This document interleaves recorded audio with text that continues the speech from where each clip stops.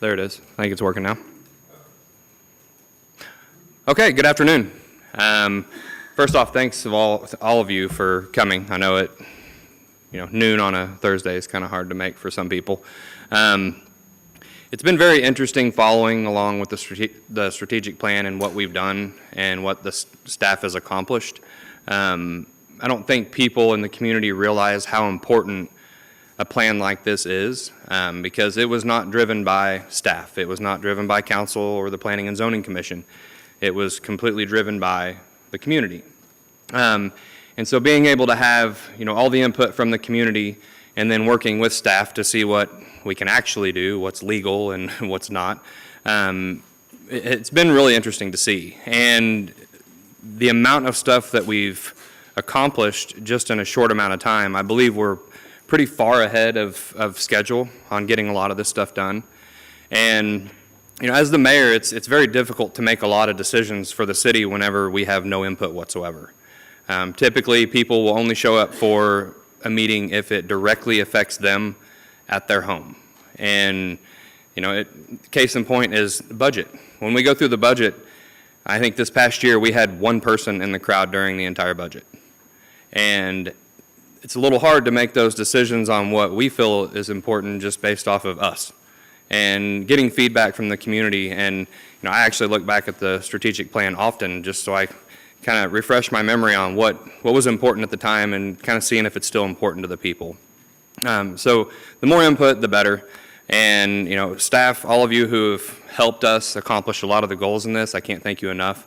But really, Drew, definitely got to thank Drew. He has spent so much time and put in a lot of effort on this. A little sad that this is the last thing. So that Drew will do with us because he's leaving tomorrow. But I hope he's able to do something like this in Joplin, because this is huge for any community. So definitely thank you very much, Drew. And thanks to all the staff who've helped out. But again, looking forward to hearing the update today, and thank you again for all of you who have come. Looking forward to seeing what you got for us. So without further ado, Drew Douglas.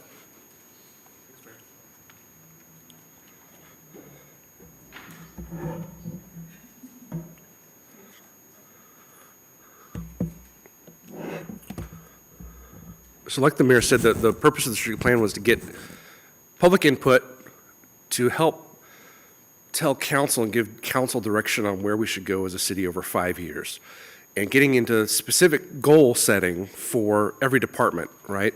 And thinking about things in a cross-departmental way as well, which is easy for the public because the public does not always know which department's responsible for which thing. It's not always clear to everybody. But then we wanted to make sure that staff have had an opportunity to work with the public through the process to make sure we're talking about things that are feasible, things that are legal, and giving that context to what we've tried in the past and maybe a way we could try it next time. And so it really is kind of an all hands on deck situation. And we'll go ahead and jump into the presentation here. So just looking back at the process a little bit, from February to June of 2020, which was also the pandemic season, right? That's when we did Imagine Nixa, which was the public engagement period for this. The city council set a strategic vision. They defined 6 priority areas of things that they wanted just to kind of give some shape and scope to this so that the public would understand this is not the place for ideas for the school district. It's not the place for ideas for what the Chamber of Commerce should be doing. This is just trying to kind of help define what are the responsibilities of your local government. What can we do? And And then we launched ImagineNixa.com, which is a website that people could put comments on. We had a lot of different kind of tools on there. And we asked the community, essentially, how do we make the vision of those 6 priority areas that defined by council, how do we make that become reality? And that site was live from February 11th through June 30th for public input. You can see there what the site looked like, had all the old branding on it. 433 registered users, over 9,000 site visits, almost 600 ideas on the wall of ideas, 142 responses to the survey about customer service with the departments, and over 1,000 contributions in the discussion forums from 813 visitors to those forums. We'd hoped for a little bit more engagement than that, but I think that considering it was the height of the pandemic and people were kind of preoccupied, I think we did pretty well for just having bad timing. Then we had an advisory committee. We brought all that input and gave it to a committee of 15 community members. You can see their names listed there. They reviewed all that public input. We discussed for over 27 hours. And there was 9 meetings that were like, 2 or 3 hours each. It was a little bit grueling, but it was really in-depth. And we really appreciate the time commitment from those 15 people that were there. And they crafted and adopted 60 action plans. And the trick with that was they had to vote unanimously to adopt the wording of each action plan. We didn't want anything to be controversial in the plan, and so that was a lot. And I'm really proud of the work that they did to craft those. And this plan is structured with those strategic priorities are at the top. There's 6 of them. They're adopted by council. They describe the vision and values. The level below that are action plans, and each of those describes a specific desired result. They're approved by unanimous vote of the committee. Each describes how we want the city to do more or to do something new. It can't be about something operational that we were already doing. It was supposed to be an action plan. It's supposed to be what new thing do you want us to try to start doing, or we want to do it at a whole nother level. We want to introduce way more of this thing, right? And action plans are not supposed to be negotiable. They don't change over the course of the plan. So over the 5 years, what that committee wrote in our 60 action plans, that's locked in time, that's what we've committed to as a city once council adopted this document. And the city is expected to follow through on each of those. Then action steps, and this is where the nitty-gritty of the plan, that's why this is such a long presentation. The action steps are incremental steps to help the city achieve the desired result described by the action plan. And there may be 1 action step per plan. There might be 12 action steps per plan. It's highly variable depending on what the plan is. Staff are the experts. They craft most of these, but some are taken from input received through the Imagine Nixa website, and some are suggestions from the committee members. But Jimmy, the city administrator, has ultimate approval on all of those. Nothing gets assigned to staff without Jimmy's approval. So you'll find there's actually 1 action plan in there that ended up, there's only 1 that had no action steps assigned by Jimmy, and it was something where we'll talk about that later. But for the most part, Jimmy was assigning the action steps to all staff there. And there are ideas which we may or may not be able to pursue initially when they get assigned. Sometimes it's like, okay, well, let's go try this. And we might start down that road and find, oh, no, actually, that's not going to work for whatever reason. And so we might drop that idea and have it replaced by another action step. And so the action steps did evolve over the course of these few years, and they may continue to evolve through the end of 2025. The action steps presented here are those which are completed, newly operational or in progress, and underway since adoption of the plan. Council adopted this at the end of 2020 to start implementation in 2021. Any questions about the process, how we got to this plan? And I'll remind you, we are streaming, so if you don't mind unmuting your microphone if you're going to add a comment or ask a question, unless you're going to call somebody out and be mean and say, Drew, why didn't you do that? Then you could just leave it muted, all right? Sounds good? Any questions about how we arrived at the plan that we're working on? Great. Let's dive in. So the strategic vision statement is the city of Nixa will be a high-performance government creating a safe community, reliable infrastructure, and sustainable economy with a vibrant atmosphere united by hometown spirit. So we're going to dive in. The first priority area is called high-performance government. That's the first of the 6. And how council defined that at the time was, we will continue to create effective, diverse, and innovative teams within the municipal organization, which will use efficient processes to produce measurable and actionable results as we provide high-quality public services in a way that is clear, accountable, and financially responsible while engaging citizens and residents.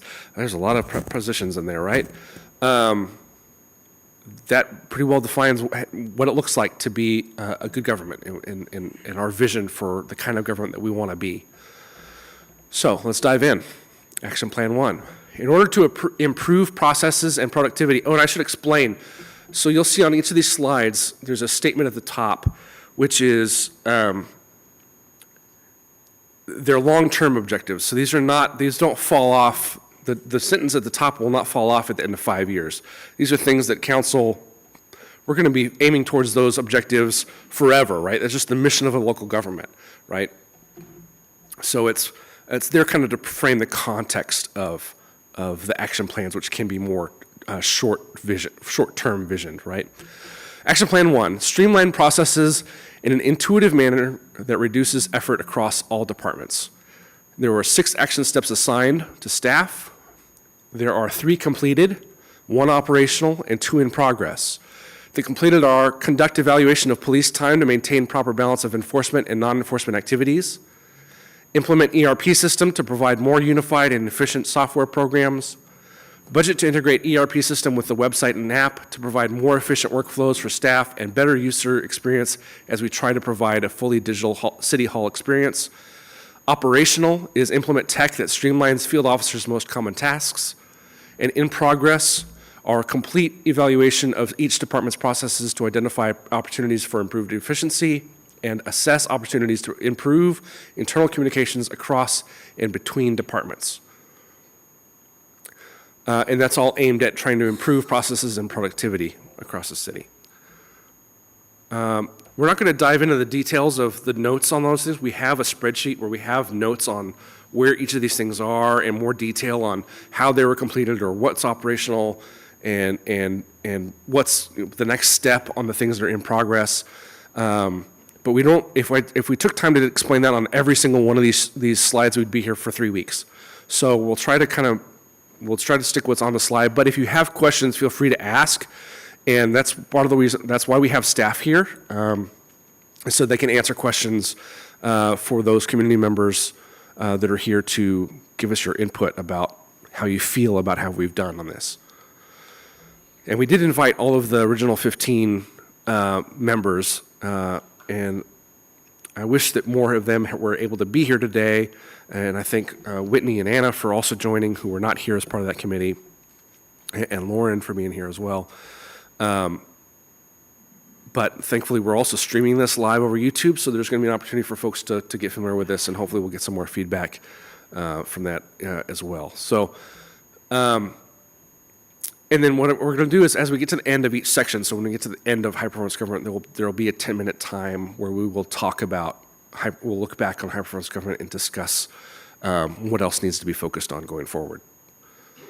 But if you want to jump in now, or at the end of any of these slides, you can.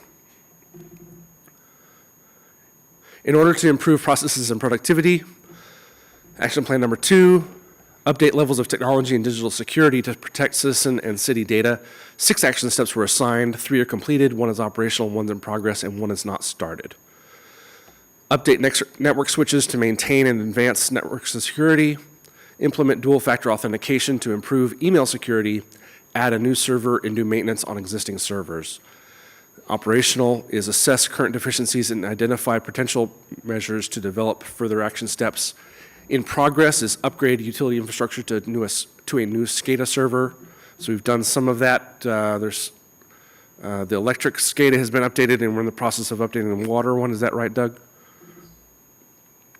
And then 1 is not started.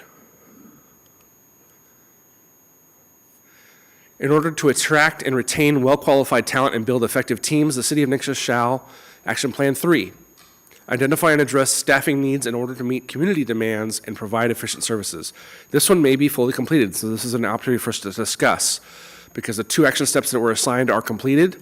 So the discussion here, it can be, is this really completed? Is there a need for more action steps under this plan? So the 2 things that are completed are conduct a staffing study which considers a multitude of factors which influence staffing needs, and assess proper supervision span of control. Are there any questions or comments here?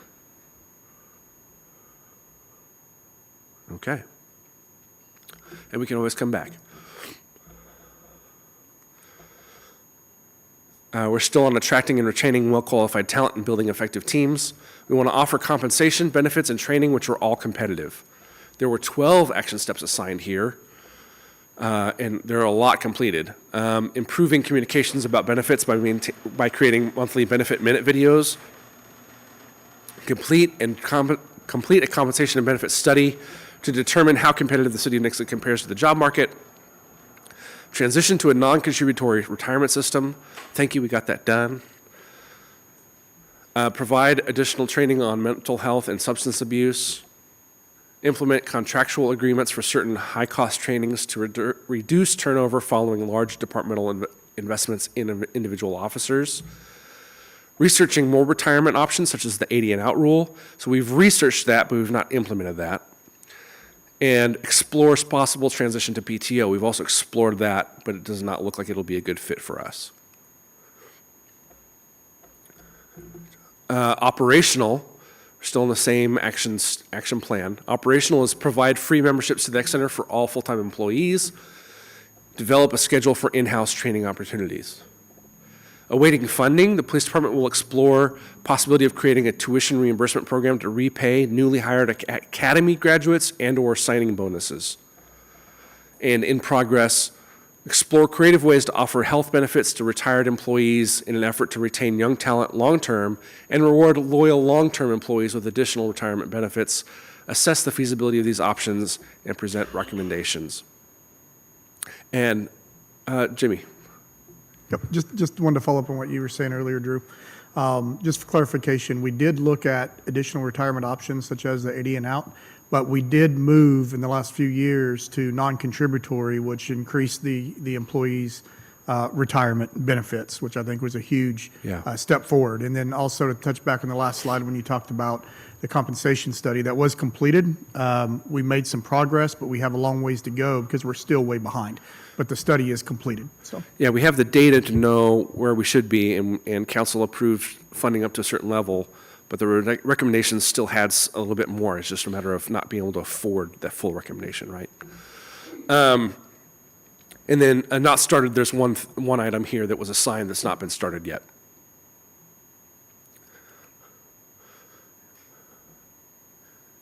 We're still on attracting and retaining well-qualified talent. Action Plan 5, ensure talent attraction efforts reach diverse professional and student organizations. 5 action steps were assigned. 1 is completed. That's implementing a system for ensuring job postings are advertised through all the partner organizations on the list in addition to any other job posting locations. Operational is budget to advertise job postings on a variety of local, state, and national outlets.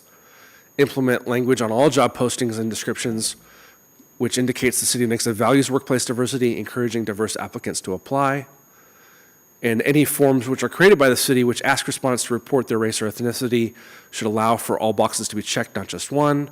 And also we don't ask about gender in a binary manner. We're allowing respondents to fill in the blank. That's local forms, and I think that they were already conforming to that, but and we can't really help what federal or state forms are. Those are written by those organizations. In progress, create a list of diverse professional and student organizations with whom we could partner and or advertise job openings through. In order to further embrace diversity as an organization, the City of Nixa shall develop and implement guidelines for visually portraying diversity in communications and marketing materials. This is another one that may be fully completed. And there's room for discussion here about whether there's more to do. But there was 1 action step assigned and it's completed. and that is to develop and implement guidelines for visually portraying diversity in communications and marketing materials. In order to maintain financial responsibility, the City of Nixa shall provide opportunities for voters to secure new revenue sources to ensure the long-term financial stability of the city. This is another one that may be fully completed. There were 2 steps assigned which are completed. Research feasibility of putting multiple tax issue options on the ballot to determine which issues should be prioritized and whether multiple issues should be offered on a ballot concurrently. We decided not to do multiple issues on a ballot concurrently. And develop a ballot issue plan or strategy through 2025. We tried a tax issue which would have funded parks and police in November 2022, which failed. And then we did a police, a sales tax which benefits just the police department in April of 23, which did pass. And we don't currently have a plan to put anything else on the ballot through the end of 2025. In order to maintain financial responsibility, the City of Nixa shall expand financial transparency efforts to educate the public about city finances. 4 action steps are assigned. 2 are operational, creating an annual budget summary document which utilizes infographics to make our budget easier to understand for the average citizen. That actually won awards, so kudos to Jennifer. Create a PAFR to extract, that's the popular annual financial report, to extract information from the city's annual comprehensive financial report to be readily accessible and easily understandable to the general public and other interested parties without a background in finance. And those things are live. They are implemented on the website. You can go to the transparency page of nixa.com and get to the financial reports page and look through that stuff. Go ahead. This might be a really basic question. Microphone. For this to be considered operational, what is the difference in operational and complete? Oh, sure, that's a great question. So operational means it's kind of an ongoing thing. So it's kind of like, it's not you do it once and you can forget it and move on. It's like we got to do it every year, or it's something we do monthly or whatever. It's kind of an ongoing cycle. So operational is more considered something that's an ongoing thing. In progress, create a page on the website which utilizes infographics and interactive elements to make our budget and finance practices easier to understand for the average citizen. And not started, there is 1 item. In order to improve communications and civic engagement, the City of Nixa shall expand and enhance message distribution systems, procedures, and protocols to improve public awareness of city news, events, and program offerings. There were 8 action steps assigned here. 1 is completed. That's developing the brand style guide. And operational is enhancing the city's social media presence to promote meaningful and constructive engagement with all target demographics. Budgeting to allow for the purchase of print, internet, radio, and TV advertising as needed to support communications and marketing plans. Developing a marketing plan to encourage citizens to invite city leaders to attend public meetings or events. In progress, there's some more that are in progress here. Develop a brand identity implementation plan for rolling out updated brand identity according to the brand style guide. Developing written communications plan document to outline all communications policies, SOPs, best practices, et cetera, et cetera. Expand and enhance network of indoor digital signs across city facilities to communicate key messages to visitors. And there is 1 item not started. Any questions here?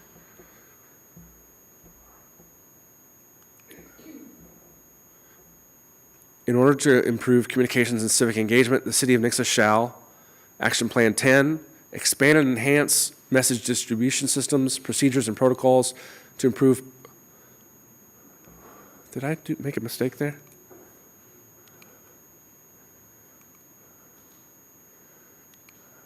I do have a mistake there. Let me look at my.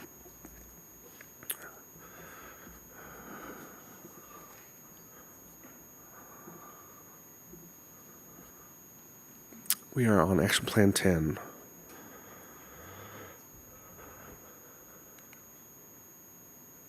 Yeah, I've done something wrong here. So this is supposed to be, Action Plan 10 is supposed to be designed and utilize a city app which is integrated with the website. But the website was redesigned to be more user-friendly, and we are in the process of getting an app getting something set up so you can learn how to put an app button on your phone that just takes you to the mobile-friendly version of the new Nixa.com, because the way it's been redesigned, it's much more mobile-friendly than our old website was. So there was not really a need for an app. Because our goal for an app was to have a one-stop shop app that would do everything, and a lot of the app vendors want to sell you, what did I do there? They want to sell you an app that'll do one thing particularly. And so in talking with our vendors, this is the best way to accomplish the goal there.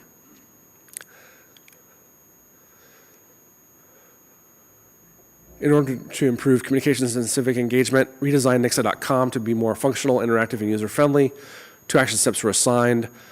One is completed with ongoing improvements. That's launching the redesigned Nixa.com, which is more user-friendly, interactive, and functional with a better visual design than the old website.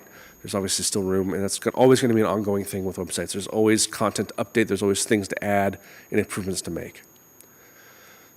In progress, maximize integrations with city software record systems so people can complete online forms through the website or app, including e-signatures, and making payments through the site and app. In order to improve communications and civic engagement, the City of Nixa shall, Action Plan 12, implement a virtual platform for broadcasting city council meetings. This is another one that's maybe fully completed. There's 3 action steps assigned. Completed is developing a policy and procedure for streaming council meetings, and operational, obviously, we are streaming this meeting today live over YouTube. And so we are broadcasting, and we are offering an online video archive of these public meetings, which are broadcast because they stay up on YouTube. We also record these meetings onto a server here in the building. And so if we were to lose YouTube or that went down for some reason, we still have recordings, and in theory, we could upload those back up to the internet if we wanted to or needed to. So that's the end of high performance government. In total, there was 12 action plans. 5 action plans fully completed and operational. 7 action plans have seen progress or staff are actively working on action steps to fulfill those goals. None of the action plans have not made any progress, so that's really great. 52 action steps were assigned to staff in total. 9 are in progress and budgeted for this year. 39 are completed or operational. 1 is awaiting funding, and only 4 are not started.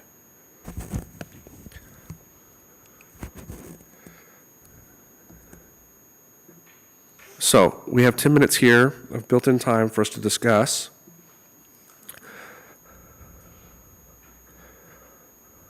High-performance government.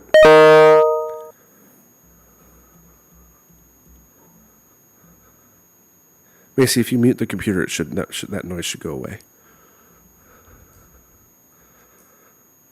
I don't have any notes else here to put here, so I want you guys to discuss a little bit.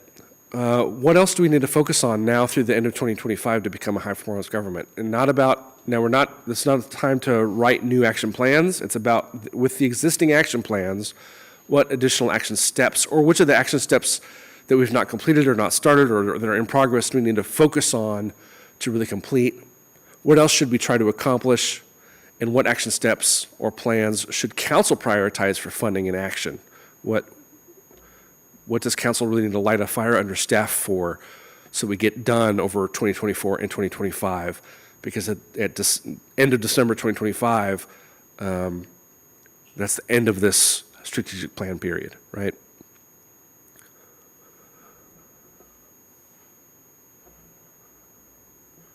You said you had 4 that hadn't been started. What are those 4? Not starteds. Let me go back to, basically click back into the PowerPoint presentation. There we go. So I'm looking at action plan 9. Here, there's one that's not started, which is to implement live streamed video interviews with city leaders on a variety of topics to enhance public education on what we do, why we do it, and how we do it. And then Drew, I'll just comment on that one too, that we did budget monies this year that might help us obtain a goal like that. Yeah, we did budget from contract $40,000 work. this year towards creative services. And one of the things we've been buttoning up in my time the last couple of weeks is getting a video, photography, and graphic design services under contract so we can hire those contractors to do work like this. On 8,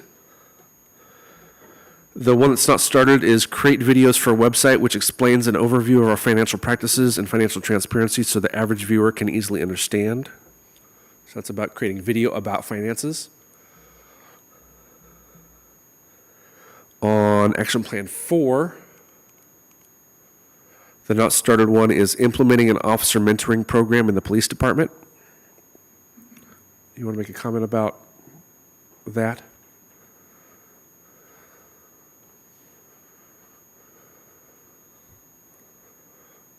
Yeah, that was something that we were looking at trying to accomplish within the department so that we had senior officers mentoring the younger officers.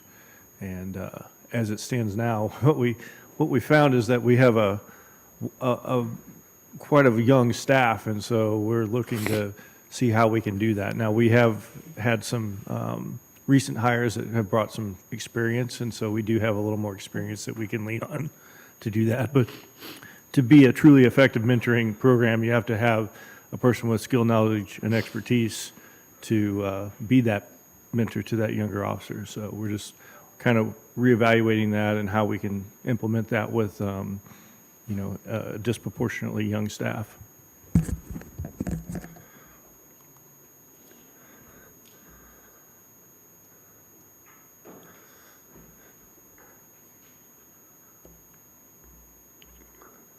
And there's one more here. It's on action plan 2. Develop internal data security policy is not started. So we're obviously doing things about data security. We hire Pitt Technology provides our internal IT for the city. They are obviously doing a lot of things for data security. We don't have a policy written per se at this point. So that's something that we can try to achieve by the end of the plan period. Anything else you guys want to discuss here? Yes.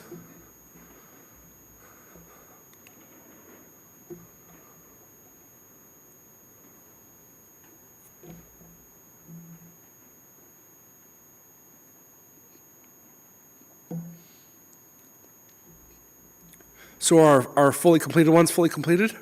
You guys happy to sign off on those? Or is there more needed?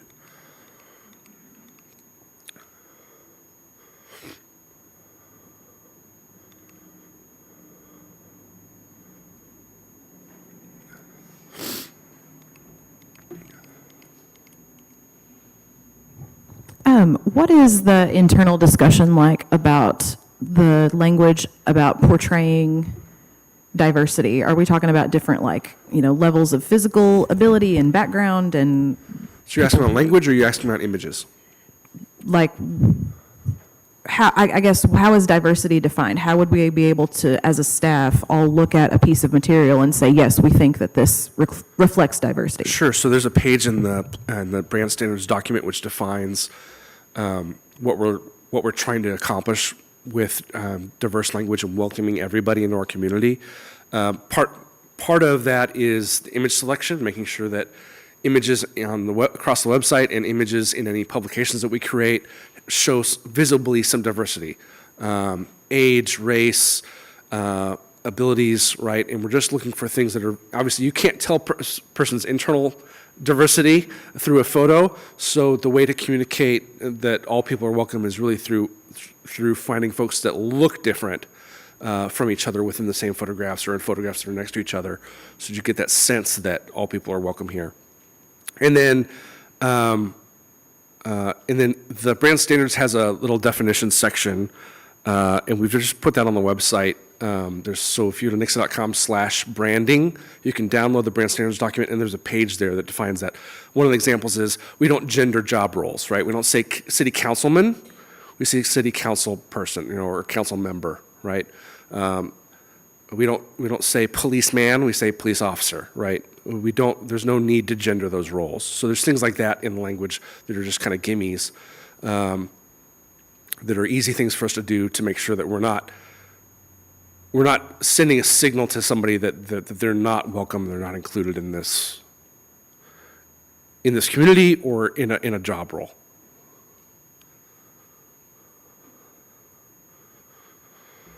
And it talks heavily about using the we. So when we're writing communications for the communications department, publications and things like that, or social media content, we'd really try to lean heavily into we. We, the staff, work hard for our community. We do this together, really emphasizing the we and not calling individuals out. Any other questions there? For high performance government. All right. Seeing none, we'll move on. Community safety. Do we need a break here? Do we need a little short break, or we're good for another section? We're good? Okay. Community safety. We will promote an exceptional quality of life through partnerships and proactive measures to ensure Nixa is safe, healthy, and welcoming. Action Plan 1. So in order to provide excellent police services, the City of Nixa shall build community trust of the police department through improved transparency and communication. There are 9 action steps assigned. Completed is create program partnerships to assign officers to school events. Operational, we publish annual police department report on multiple public platforms. We publish call stats and trends throughout the year. They've started doing that on social media, where White Hill does like calls for service and some of the breakdown of like how many DWI stops we had and how many arrests we've done on a weekly basis. Providing additional training to officers on mental health and substance abuse, expanding use of crisis intervention teams and trainings, evaluating use of traffic units to address traffic complaints and provide higher visibility presence, participate in a state federal program to report use of force statistics on an annual basis. Awaiting funding is obtain department certification. I know that's been a goal of the department for a long time, but I know there's some costs associated with that. I think they've already identified which organization they would like to do that through, though. And there's one item here not started. And that is to produce a video series educating people about the police department and its services, practices, and trainings.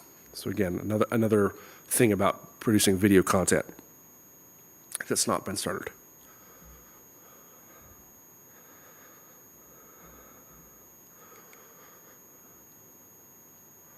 In order to provide excellent police services, Action Plan 2, provide voters an opportunity to fund law enforcement operations and facilities to keep up with community needs and demands.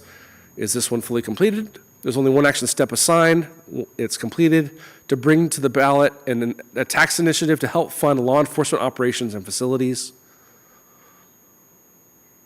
We obviously did that, and thankfully it passed in April of 23, and we're able to move forward towards a new police department and hiring more officers.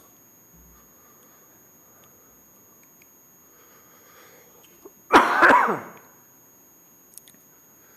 still on providing excellent police services. To expand police department facilities to address the growth of the department and the need for additional workspace, there are 3 action steps assigned. We are nearing completion on the design and build of the range and training facility. I think they're just infilling furniture kind of at this point, right? In progress, we are designing the building expansion to include parking and training needs, and we're building an expansion of the police department once the funding is secured. That funding is starting to come in, so we are rolling on that. Chief, do you want to give an update on the police department?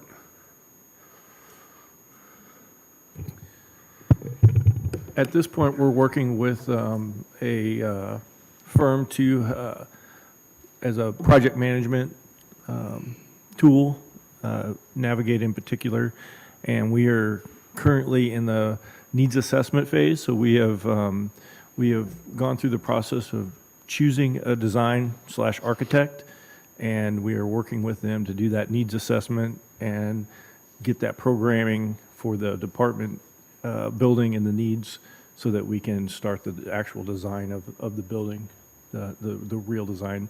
I would just remind everybody that everything that you saw in the original designing And some of the conceptual drawings were just that. They were ideas of what the police department might look like. And so there was not a comprehensive design on that. Those were just conceptual drawings. And so we're in the process of designing the building now.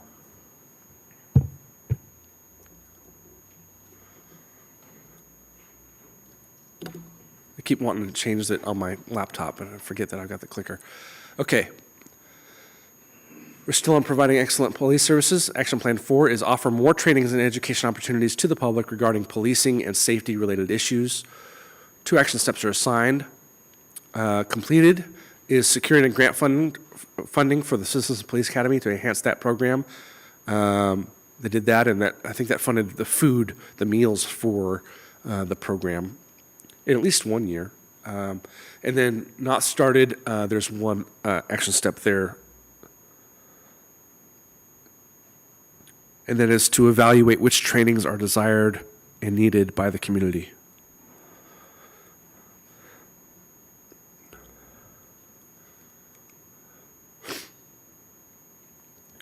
In order to promote health and safety through community partnerships, the City of Nixa shall foster partnerships to enhance long-term crisis intervention programs.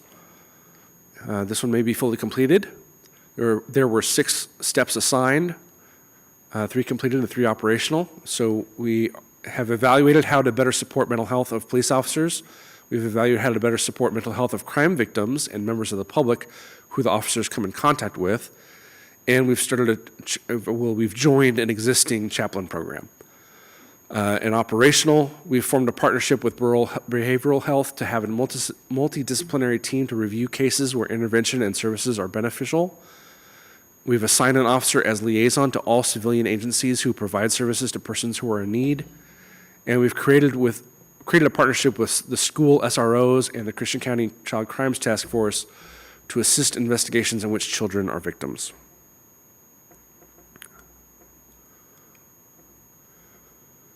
In order to improve pedestrian and driver safety, Action Plan 6, prioritize high traffic areas when upgrading sidewalks and crosswalks. So there were 4 action steps assigned. We've completed adding the protected crosswalk to the signalized intersection of Aldersgate and Main. And operational, we are communicating an annual summary of ADA transition plan improvements implemented for sidewalks and facilities. There should be some content coming out. Macy will be getting that out soon for this year, looking back at 2023 and looking forward at 2024. And then communicating about each year's sidewalk improvement plan. The plan comes from CIP, Mill and Overlay Plan, and the ADA plan that all contribute to the improvements on sidewalks.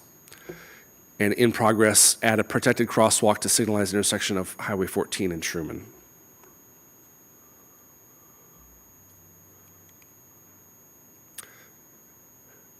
We're still on improving pedestrian and driver safety.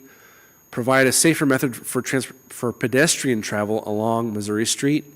1 action step is assigned. It is awaiting funding, and that is to identify a funding source and obtain funds to complete existing engineered plan to upgrade Missouri Street and sidewalk additions. So this is the rare situation where the committee defined a very specific action plan. Normally we asked them to not define like a certain spot that needed improvement. It was more kind of what type of improvements. But here that committee was very emphatic that they wanted improvement on Missouri Street.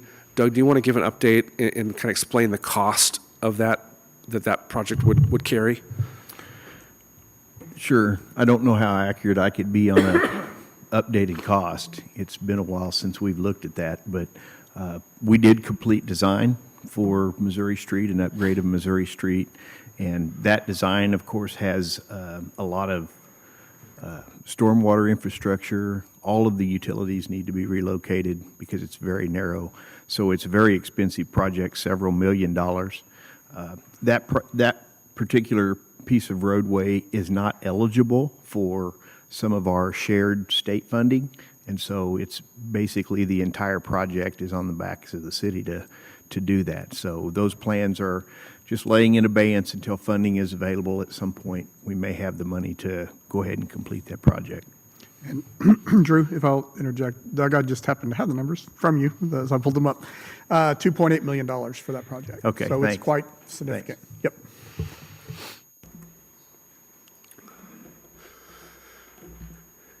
In order to improve pedestrian and driver safety, the city of Nixa shall employ more traffic calming devices to encourage compliance with speed limits. There were 9 action steps assigned. Most of them are completed. So we've installed chicanes to encourage slower traffic on Old Castle and on Elegant. We've installed full-size roundabout at Old Castle and Tracker. We enlarged the roundabout at the intersection of Northview and Gregg. We have purchased and deployed more mobile signs which display a driver's current speed, which can be moved to problem areas in a complaint-driven manner. We have upgraded school warning lights at the junior high, Matthews, SB, and on Cheyenne. And there's a roundabout installed at the Truman Boulevard and Pembroke intersection. And in progress, we've created a plan for future traffic calming devices to be installed. And MoDOT is including a roundabout at the intersection of Main and CC when they get to that. And there's one item here that's not started.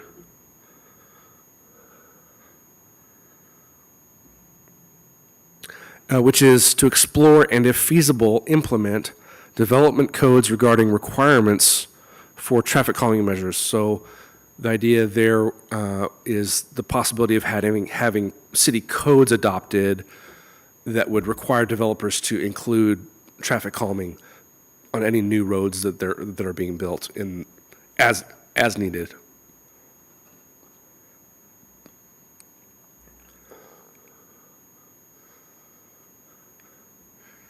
In order to enhance community preparedness, the City of Nixa shall develop and annually review a comprehensive continuity plan for all operations to ensure uninterrupted city functions during all hazard incidents. There is 1 action step assigned. It is not started, and then it's just the action plan itself. Jimmy, do you want to talk about that? Do you not want to talk about it? Yeah, that's, I told Drew that's one that keeps me up at night all the time when we just talked about it. This is a big concern of mine. It's a daunting project, but it's one that we have to get on pretty quick, so. And we have like kind of an emergency box that we put information into for the city that's stored at another location, so that if for example, City Hall were hit by a tornado, we'd be able to start up operations again. But I think Jimmy feels strongly that there's still more that we could do and more that we could plan for. Absolutely. Yeah, this has really gone up my priority list toward the top. We've had to get some other things in place first to get here, but we're there, and this one needs to be one of our next priorities.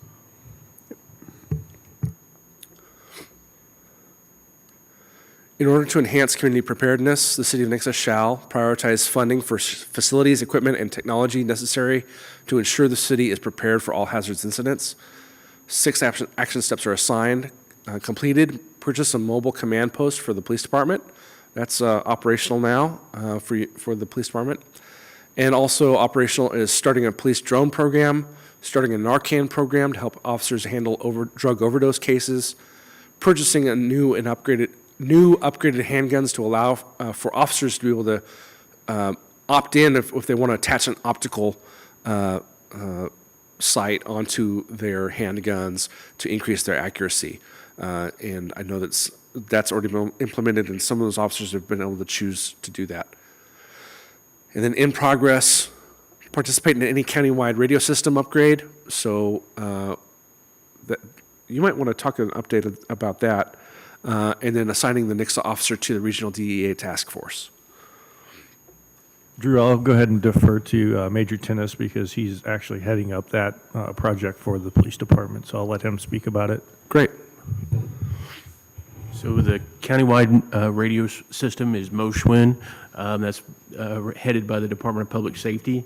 And Christian County Emergency Services 911 is the one that got a grant for that and got that funded. There's been a lot of backside work that's being done. And actually just today I heard that all of the information or things that go on the towers and in the facilities at every location, I think there's 5 across the county, are in. They're going to do the inventory of that on the 24th, And once that inventory gets done, they'll get that information up. We're still a ways out from completion on that. And what I mean by that is we still have to order our mobile and portable radios. But we're probably in a ballpark of 12 to 18 months once that stuff goes up on the towers.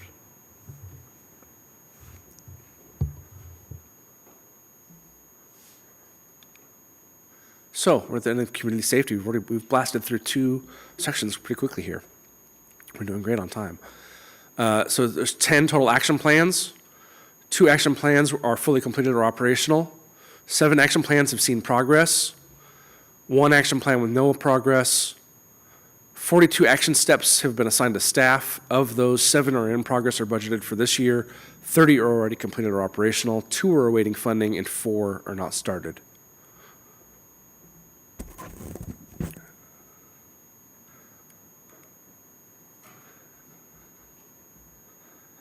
A couple other things to note here before we get into discussion. Street lighting improvements is categorized in the plan under reliable infrastructure, but certainly has a public safety benefit as well. So that'll be in the next section coming up. Also, Nixie Utilities has earned the Digging Safety Award from Spire Gas. So that's just another kind of safety pin in our cap there, feather in our cap. And we continue to be named one of Missouri's safest cities. I think we made the top 5 last time, right? Across the state, so that's a huge feather in our cap, speaking to the work of our police department. And regarding transparency, NIBR's crime stats participation means that anybody can access our stats through the Highway Patrol website, the police stats. Anybody can access those now with that new system since we've transitioned to that. So, another 10 minutes here to discuss. What do we want to focus on now through the end of 25 regarding community safety? Are the completed action plans truly completed? What else should we try to accomplish? Which action plans or steps should council prioritize for funding and/or action?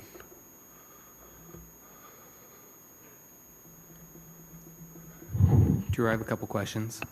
I guess this kind of ties into 1 and 5 as far as the training on mental health for police officers.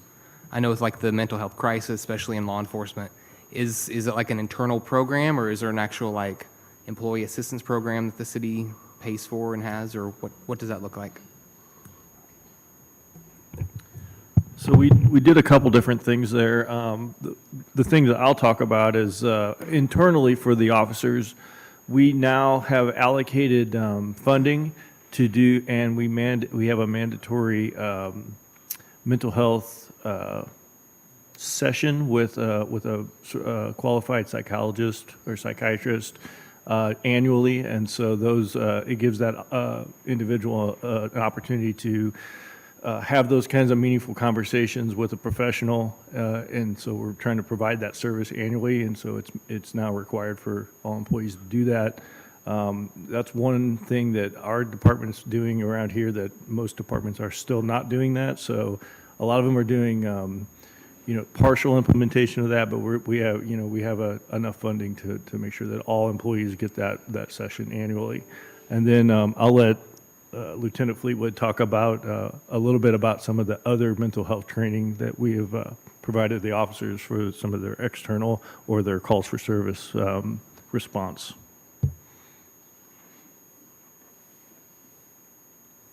We have annual training we do for our crisis intervention team. We've expanded the number of officers who are certified in that, and we work closely with a mental health liaison from Borough Health, and they actually follow up with community members that we come in contact with. We're able to fill out a form, and maybe they don't qualify for a mental health observation, that's involuntary, but we can get them the resources they need at a later time, and they're followed up with from Borough.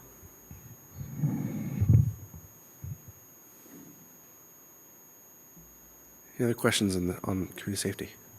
I had one more. On the number 9, the chicanes, is that how you pronounce it?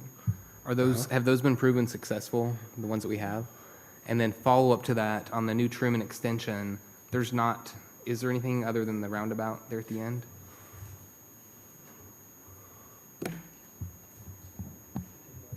There we go. Yeah, when the chicanes were put in before and after, we done traffic studies on those, and they are showing that they are effective. They are slowing traffic down. unfortunately, for some of the motorists that don't pay attention to that area, we have had a few accidents in that. So in turn, it is going to help force those drivers to slow down a little bit. On the Truman Boulevard extension, that is something that we have thought about looking at. If there is a need that develops for some of those additional traffic calming devices to be installed. And so it's an ongoing. Currently, we really don't see that many complaints or issues with that, but we'll keep an eye on it and address it if need be. Yeah, absolutely.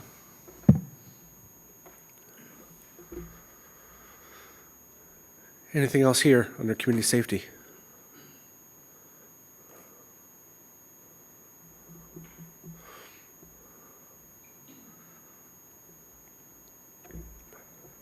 Staff, I know I probably asked you to try to let the citizens that are not on staff to guide the discussion, but since we have 3 in the room that are not on staff, feel free to pitch in your ideas and comments.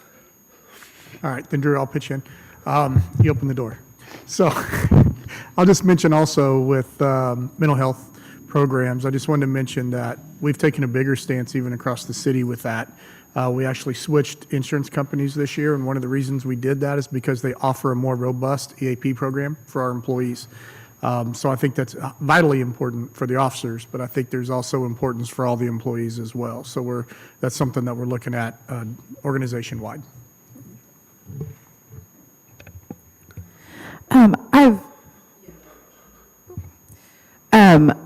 From the public safety perspective, is there anything about, and this might be later, maybe in development or what have you, about slum and blight and providing opportunities for people to draw city's attention to that type of concern or anything like that? So I don't think we've got anything addressing that in the plan.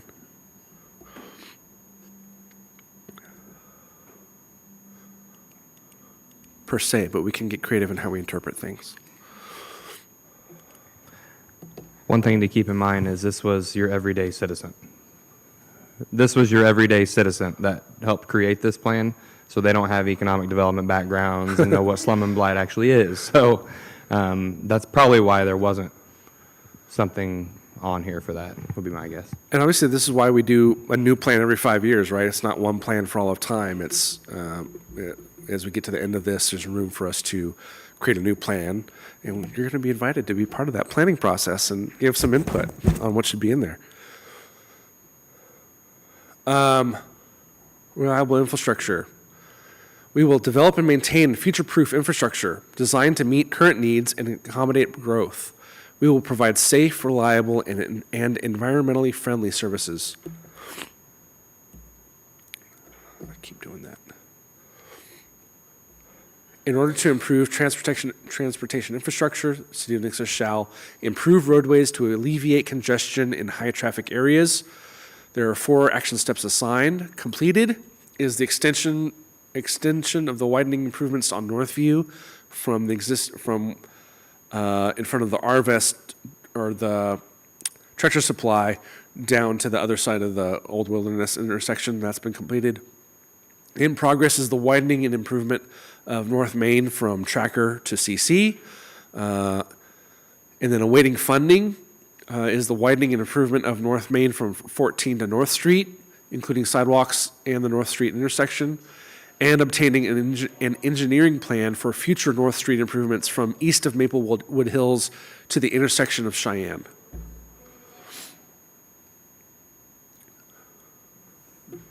Drew, if you don't mind, I want to add a couple things there. Go for it. The North Main, Route 14 to North Street, we did receive some earmark funding for a portion of that project, and Mr. Russell's working with MoDOT and OTO right now to get an avenue to get that funding to us. It was actually done through HUD, and it needs to come back through the highway department, so he's working with them to get that going so we can get that project designed. And then, for the most part, North Street is designed for that entire piece. We're still waiting on some environmental responses there, and But the awaiting funding part will be for the construction, because we won't have any funding for it to actually build it.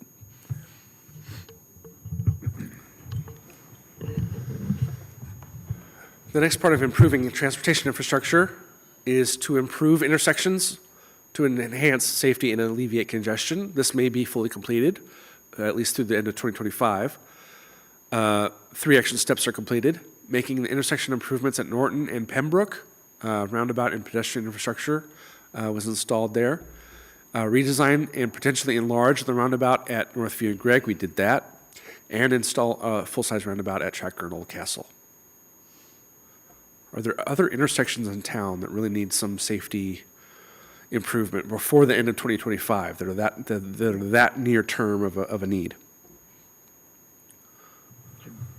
We do get citizen complaints from time to time for other intersections. One of the big ones is CC and Old Castle. We have visited with MoDOT through the OTO and have asked them to do some scoping work on that intersection to see what, if anything, could be done. Great. Because that's a MoDOT controlled intersection, so we wouldn't be doing those improvements anyway, right? Yeah, it's a MoDOT highway. It would be on them to do, but we can still advocate for those improvements. Great.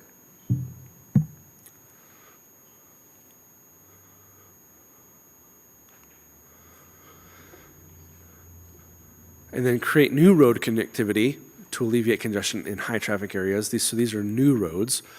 2 action steps were assigned and they are completed: to connect Truman Boulevard to Norton Road, adding sidewalks and widening the existing roadway to south of Pembroke, and identifying other road connectivity improvements which can be included as action steps here or in the comp plan. And that has to do with the OTO future road plan. Do you want to talk about that a little bit, Scott? About what other new roads are on that map, or things that we're advocating for, or things that are already on OTO's radar? Yeah, the Ozarks Transportation Organization does have a major thoroughfare plan that does show numerous future connections that will help alleviate a lot of traffic congestion. Those are all long-range goals to try to hit those improvements. It really involves securing right-of-way through future development, through projects in these areas that have been identified. For the most part, a lot of these are kind of outside of the city limits, so they're kind of outside of the city's control, but we can always try to advocate and work with our planning partners to really make sure that those can be secured, so that way the citizens of Nixa can have another either north-south corridor to Springfield, or even through another east-west corridor for them to safely travel along.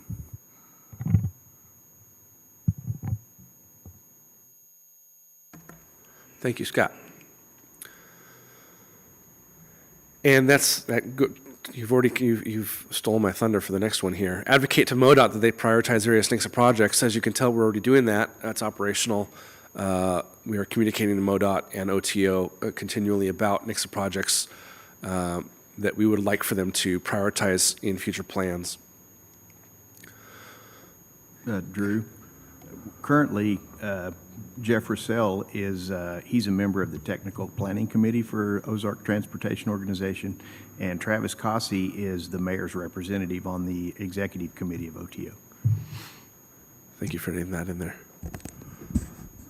Yes, we've got inside people that have influence. They're pulling for us.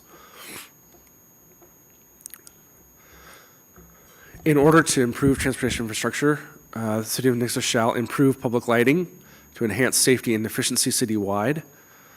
4 action steps are assigned. 1 is completed. That is to install new energy efficient lighting downtown. The LED aspect of that has already been installed, but whether or not there wants to be a change to the aesthetics of what type of streetlight is there may come along later. In progress, we are converting all streetlights to LED. Doug, the number was like 500 something of those since 2020 that we've changed over to LED? Yes, of the old ones. Yeah. Since around 2020, and of course there were some prior to that, but that's actually when we had a good count. I think it was 546 or so since 2020.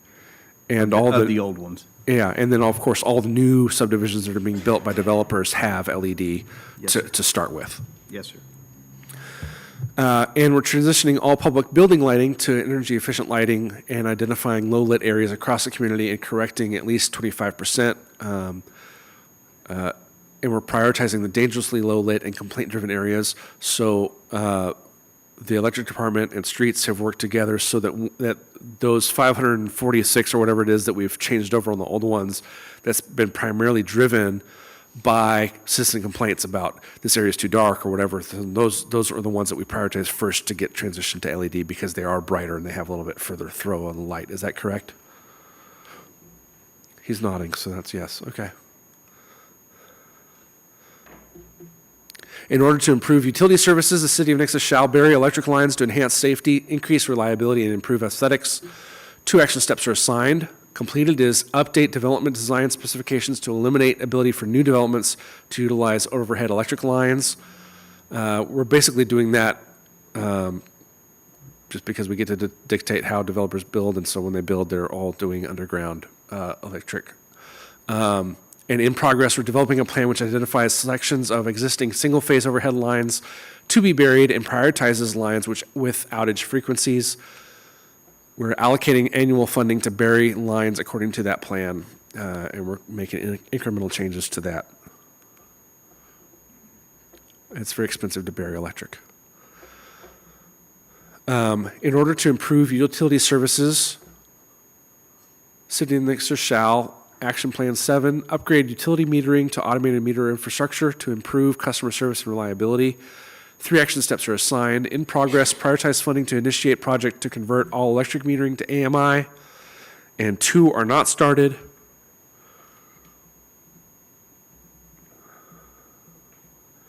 Those are to initiate the project to convert all water meters to AMI with actuators. It turns out actuators are the really expensive part, and we can achieve some of the water metering just through updating the electric meters to AMI. So as we upgrade, Doug, pardon me if I get this wrong, as we upgrade the electric AMI, that allows us to send information about water meters also back to the utility billing office, but it doesn't give us the opportunity to have the actuator to turn off their water. That generally, yes, that's correct. We are installing devices on the water meters that are radio read, and certain AMI systems can pick up that signal and send it and relay that signal. Great. And then the other one that's not started is rolling out AMI with comprehensive communications marketing plan to educate customers on its benefits. Since we don't yet have the software system where people would be able to log in and see their live usage or things like that, we're not communicating about it yet. So it's kind of those things where it's like you kind of have to build the system before you can start promoting it because we want to wait until everybody has access to it.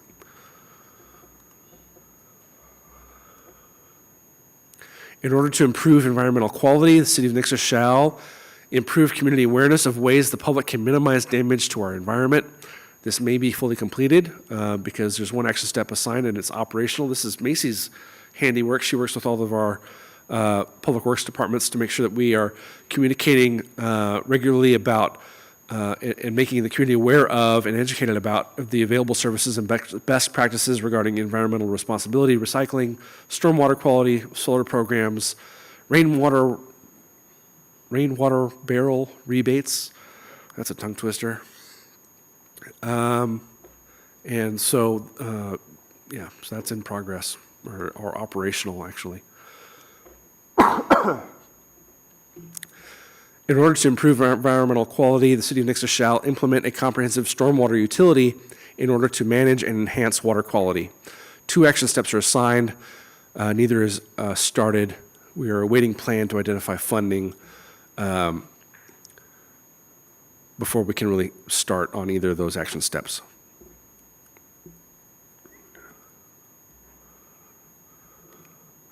So we're halfway through this thing.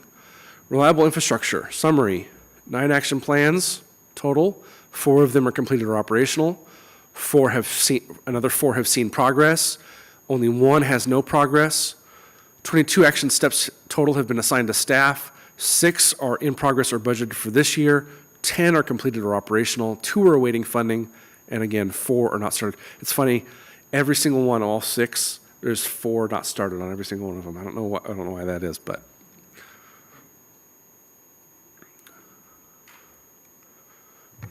On some of the ones that are not funded, to what level is the city obligated to accomplish all of these steps that are laid out in the timeframe? So the idea is that we try, but obviously, if it requires approval of a tax or some, thing, there's a limit to what staff can go do if we don't have the money and we don't have the resources. So we have to have a plan to try to get resources, if possible, but then there may be other barriers to that, right? That's how I interpret it. Another couple things to keep in mind here in this section is the electric utility has improved tree trimming and they've remapped some things on the substations and the feeders to decrease outage frequency and duration over the last few years, and that's really had a big benefit. One of the things that Macy will be working on in the coming weeks is with James Owens in the electric department guys have he's built out a spreadsheet of all the data on outage duration and length and how many, and kind of being able to graph that over month by month over time, and you can see a really sharp decrease. All their efforts, they've done an amazing job in the electric department and the tree trimming services that they've contracted with to really put us in a better place than we were 5-10 years ago. And so Macy's going to be promoting that out and getting some data to show the public about that. I was going to ask on the first one, Doug, you touched on it. The North Street project specifically, it's in the funding stage, but you said the plan is there. What is the scope of that project? Because we'd also touched on Old Castle and CC, but Old Castle and North Street is terrible as well. Is that part of the? Yes, it is. That project has the full width 3-lane design with sidewalks on both sides, bicycle paths, similar to what you would see but between Aldersgate and Tracker. Obviously, there's some big hills and valleys there. There will be some trimming of the hills it's not going to be flat and straight, but it's going to be greatly reduced to increase visibility, the distance, visibility, and that type of thing. So it'll help it considerably. Did you have anything to add to that? Yeah, I'm obviously, and of course, just east of the school, their Century School, there's going to have to be a box culvert put in there. So which we haven't had in the past, but we will have that. What's the price tag? Anything? 12 million. Yeah, I will add that at the intersection of Cheyenne and North Street, they are engineering a roundabout for improvements there at that intersection as well. And then hopefully at some point after that's completed, we can do some improvements to Cheyenne. But right now, the intersection and North Street are our priorities when we can get funding.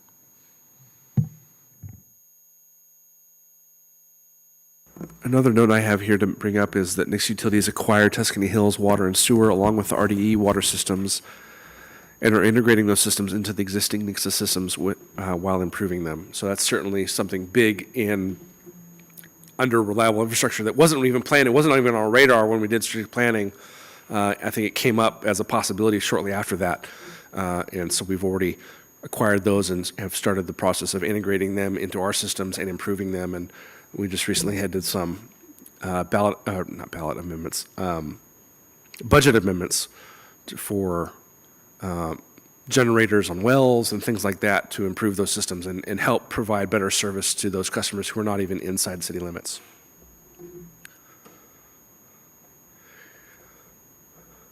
Anything else you guys want to discuss? Questions about what are we going to focus on now through the end of 2025 regarding reliable infrastructure? Are the completed action plans truly completed? What else should we try to accomplish? Which action plans or steps should council prioritize for funding and action?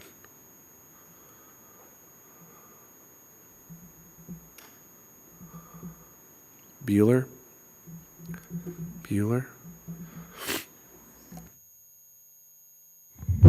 As far as lighting that it's there, it's just not working, how does that work?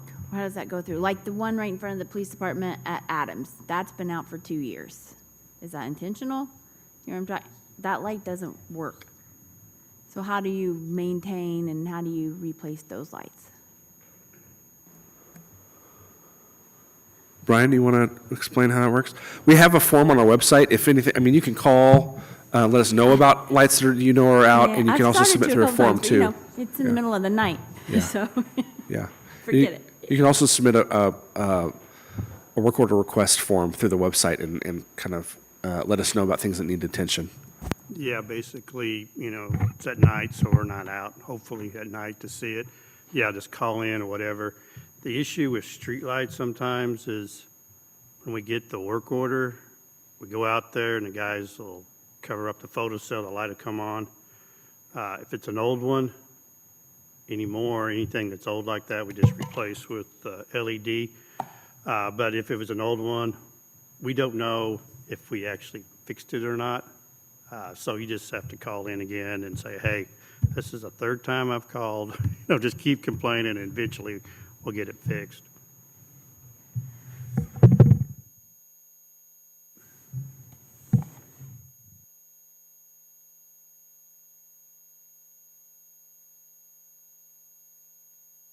You know what I'm talking about, Chief? I work day shifts, so I don't know what you're talking about. I will tell you that for, as far as that particular light, a lot of people will just, kind of take things as they are. If it's out and it's, it's almost always complaint driven, and if there's no complaint, then a lot of times it doesn't get addressed. And so I don't know that we have a directive, a plan to go out in the evenings and do like a comprehensive review of street lighting. We're just kind of waiting for people to complain about it and then addressing those on a case-by-case basis is what my assumption would be. Our officers are used to working in the dark, and so we make sure that our lighting around our building is what we keep up and going on. So if you look at our building, you'll see that it's lit 365 degrees. So we're acutely aware of that, but probably not as much when it comes to streetlights. So you may get more than you ask for, but it could just be an education piece for, to let citizens know that they can submit those. I've submitted a couple things, and literally next day, somebody's been out there. There was a manhole cover that disappeared at the property next to me. Next day, they had one out there. So it works, but. Macy, schedule some social media posts to go out, Yeah. Reminding people to use the fix-it request form. Yeah, send all complaints to ddouglas@nixon.com starting Saturday.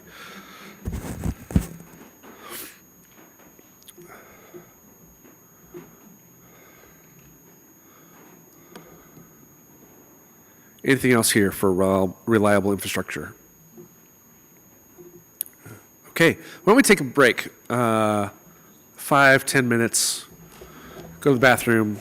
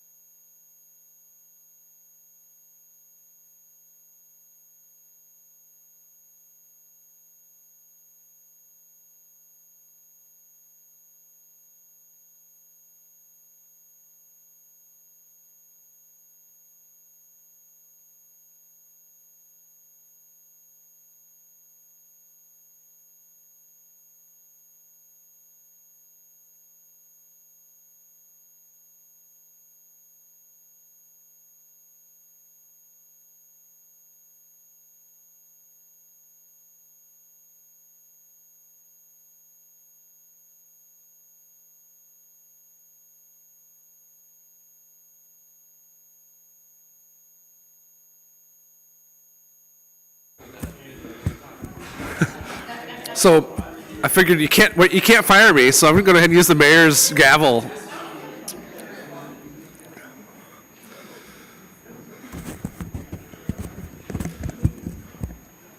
All right, we're all refreshed. We're making great time, so let's have more discussion. Would love for, and we can go back, when we get to the end, we can also look back on any section of this and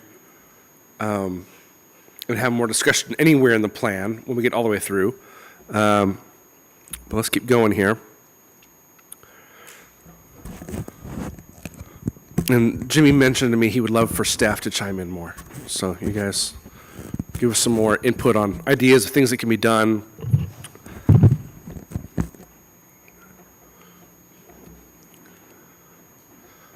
Sustainable economy, we're starting the second half of this thing.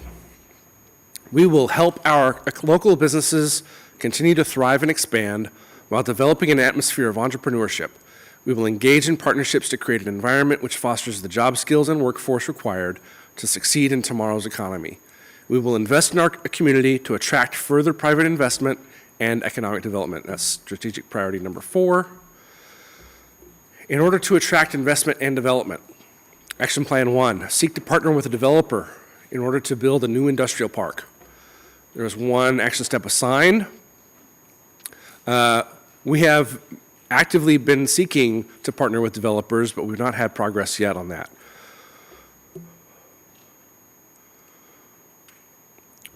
In order to attract investment and development, the City of Nixa shall, Action Plan 2, provide voters an opportunity to fund the city's economic development efforts.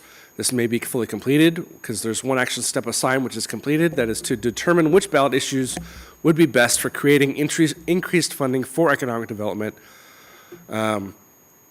Here we offered a tax which would have spurred economic development through construction of an indoor sports complex, which would have been a sports tourism kind of anchor for our community. And we had some intel that there was definitely probably maybe going to be some development that would have popped up around that had it happened.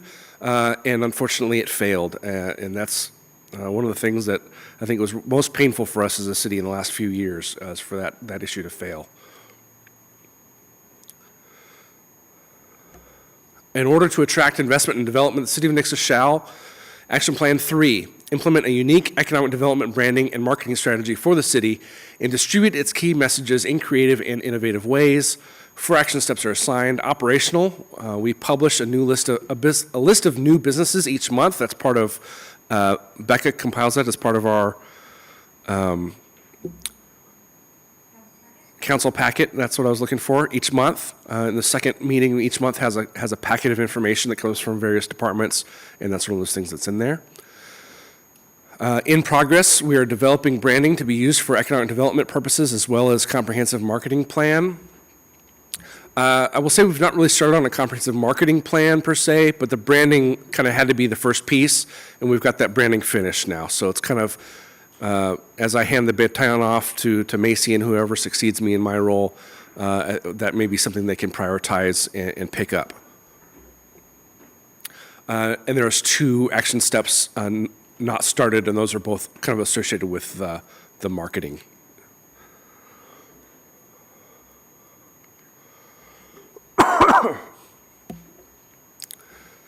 In order to support business retention and expansion, the City of Nixa shall create a packet in electronic communications which explain the processes of starting and maintaining a business in Nixa.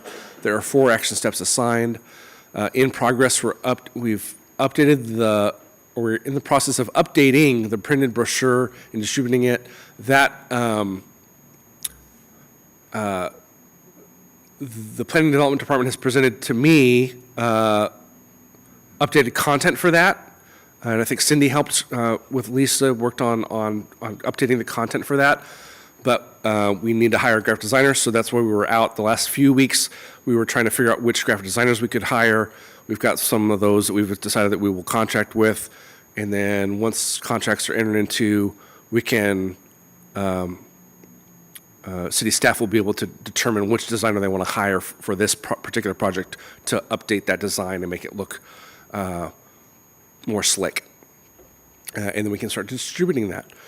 and developing a page on the website with the same information and similar design as the printed packet. There is pages on the website about business retention and expansion, but that content can always be updated and improved over time. And there's 2 other action steps here that are not started. They're both also associated with this.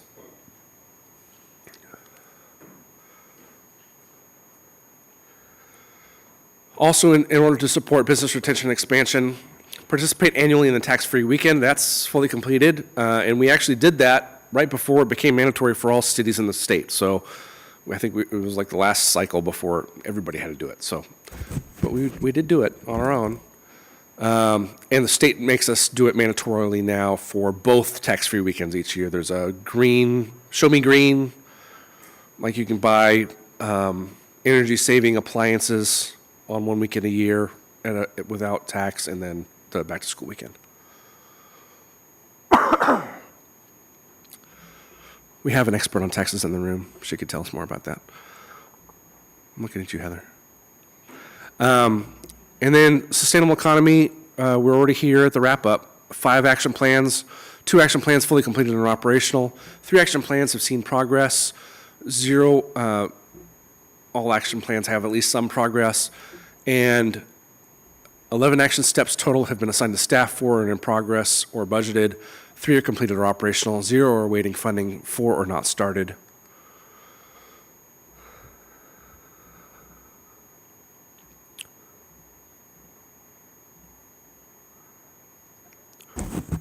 So what else do we need to focus on to help our sustainable economy now through the end of 2025 without adding new action plans? What action steps can fit into those plans we already have? Are the completed action plans truly completed? What else can we try to accomplish? And which of those plans and steps should council prioritize for funding and or action? Drew, can we go back to number 2? Yeah.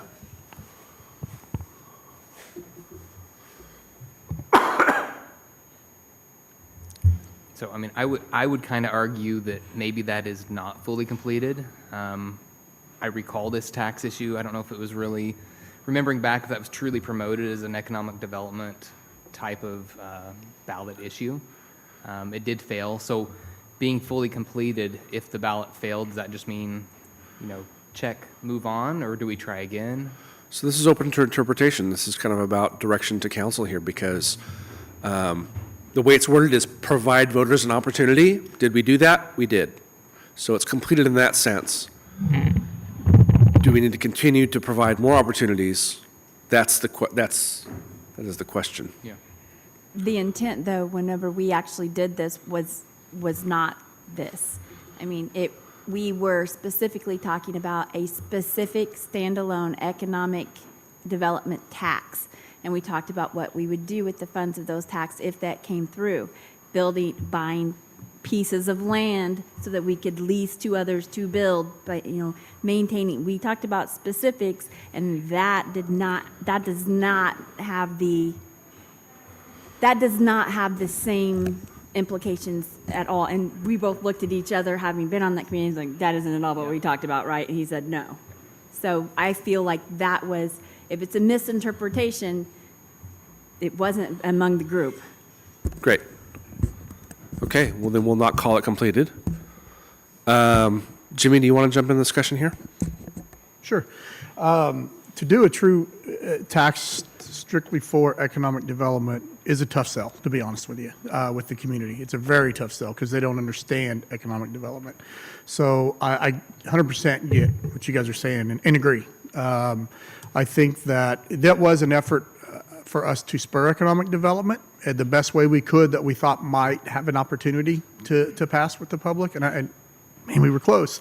But I agree with you. It wasn't the full intent. Really, honestly, my opinion, and Anna, feel free to jump in, but really to do an economic development specific tax needs to be more of a countywide issue than just a city issue. Because I think that you don't see, we're limited on the amount of tax dollars that we can do on sales tax, and we're almost maxed out. I think we got a 1/4 cent left in general sales tax is all we have left. To go above and beyond that, we got to get we have to go a different route with our tax. We have to look at doing a CIP tax. We can look at doing a stormwater tax / parks tax.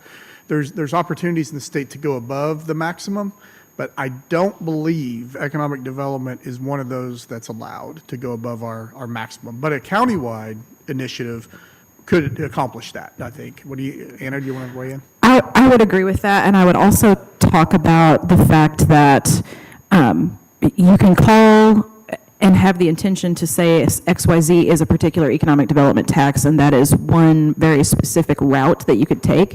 But there's really an opportunity for public education as to how infrastructure investment is an economic development benefit for your community. The number one issue that we see whenever we're trying to assist and be able to respond to businesses who want to locate here is the infrastructure in place.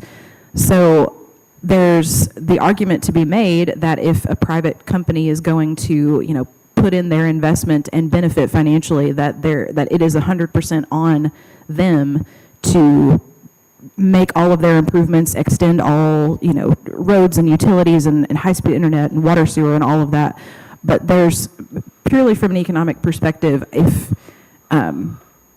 it's on that private developer 100% of the time for 100% of all of that infrastructure, then business would not grow and no one would ever be able to expand. So the city has to think very strategically about making some specific investments or improvements or maintenance or upgrades to particular areas that are going to have a larger economic impact than maybe just one business in particular. So absolutely, economic development efforts, I would be all for it. Yes, absolutely, please. We would love, a sustainable, dedicated funding for economic development. But I think the better case to be made is to explain to the public how investment in infrastructure pays off in economic development dividends and raises your overall tax base and your overall economy. That'd be my perspective. And If to we're going expand- city by city. Yeah, and to expand on that a little bit, and also provide kind of an explanation, honestly, of why we chose to go the route we did. An economic development tax, just that. You've seen comments and stuff and how people work, and that's writing the city a blank check, that they can do whatever they want with it. Choosing an actual tangible item like a field house, and right now, part of the reason that was kind of the low-hanging fruit. Sports tourism is one of the highest economic development attractants around. Look at Allison Sports Town. There was nothing out there besides, there's an airport close, but you're going to see Springfield just explode around that area. When they have tournaments at Allison Sports Town, the hotels are booked all the way into Branson for people that are playing there. We had some other things in place that could have fallen into place had we had that tax approved and been able to build that field house. There was other things that were going to come in, but because of non-disclosure agreements and things, we couldn't use that in our, the campaign to say, well, if this gets approved and we're able to build this, we're going to get X, Y, and Z.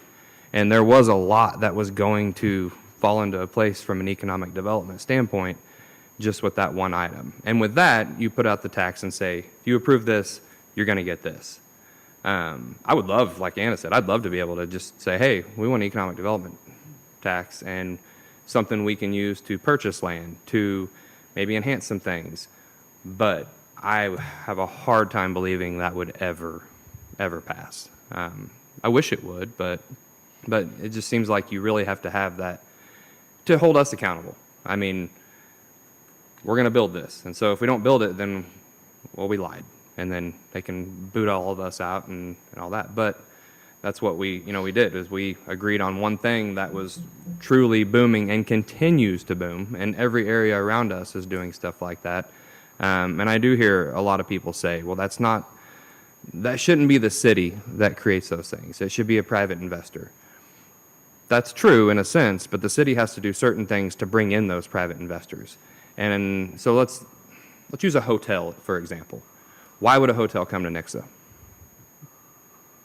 Really. What do we have that keeps people here overnight? Nothing. A 3-day basketball tournament? That would keep people here. That would cause the bigger name restaurants. I don't want to be the fast food capital of Christian County, That would get us better restaurants. That would get better shops, definitely hotels.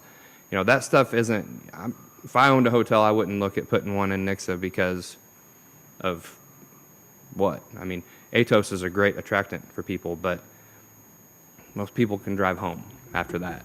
So until we have something that's going to keep people here for multiple days, or we can bank on the other areas around us growing really fast to bring in a lot of people and not building enough hotels, that maybe they'll decide, well, we need to put one in Nixa because that's the closest land that we can put to Allison Sportstown. You know, we just heard the other day about the big soccer tournament in Kansas City, and hotels are already booked. Actually, one of the teams that's playing is booked out a hotel in Branson to Kansas City.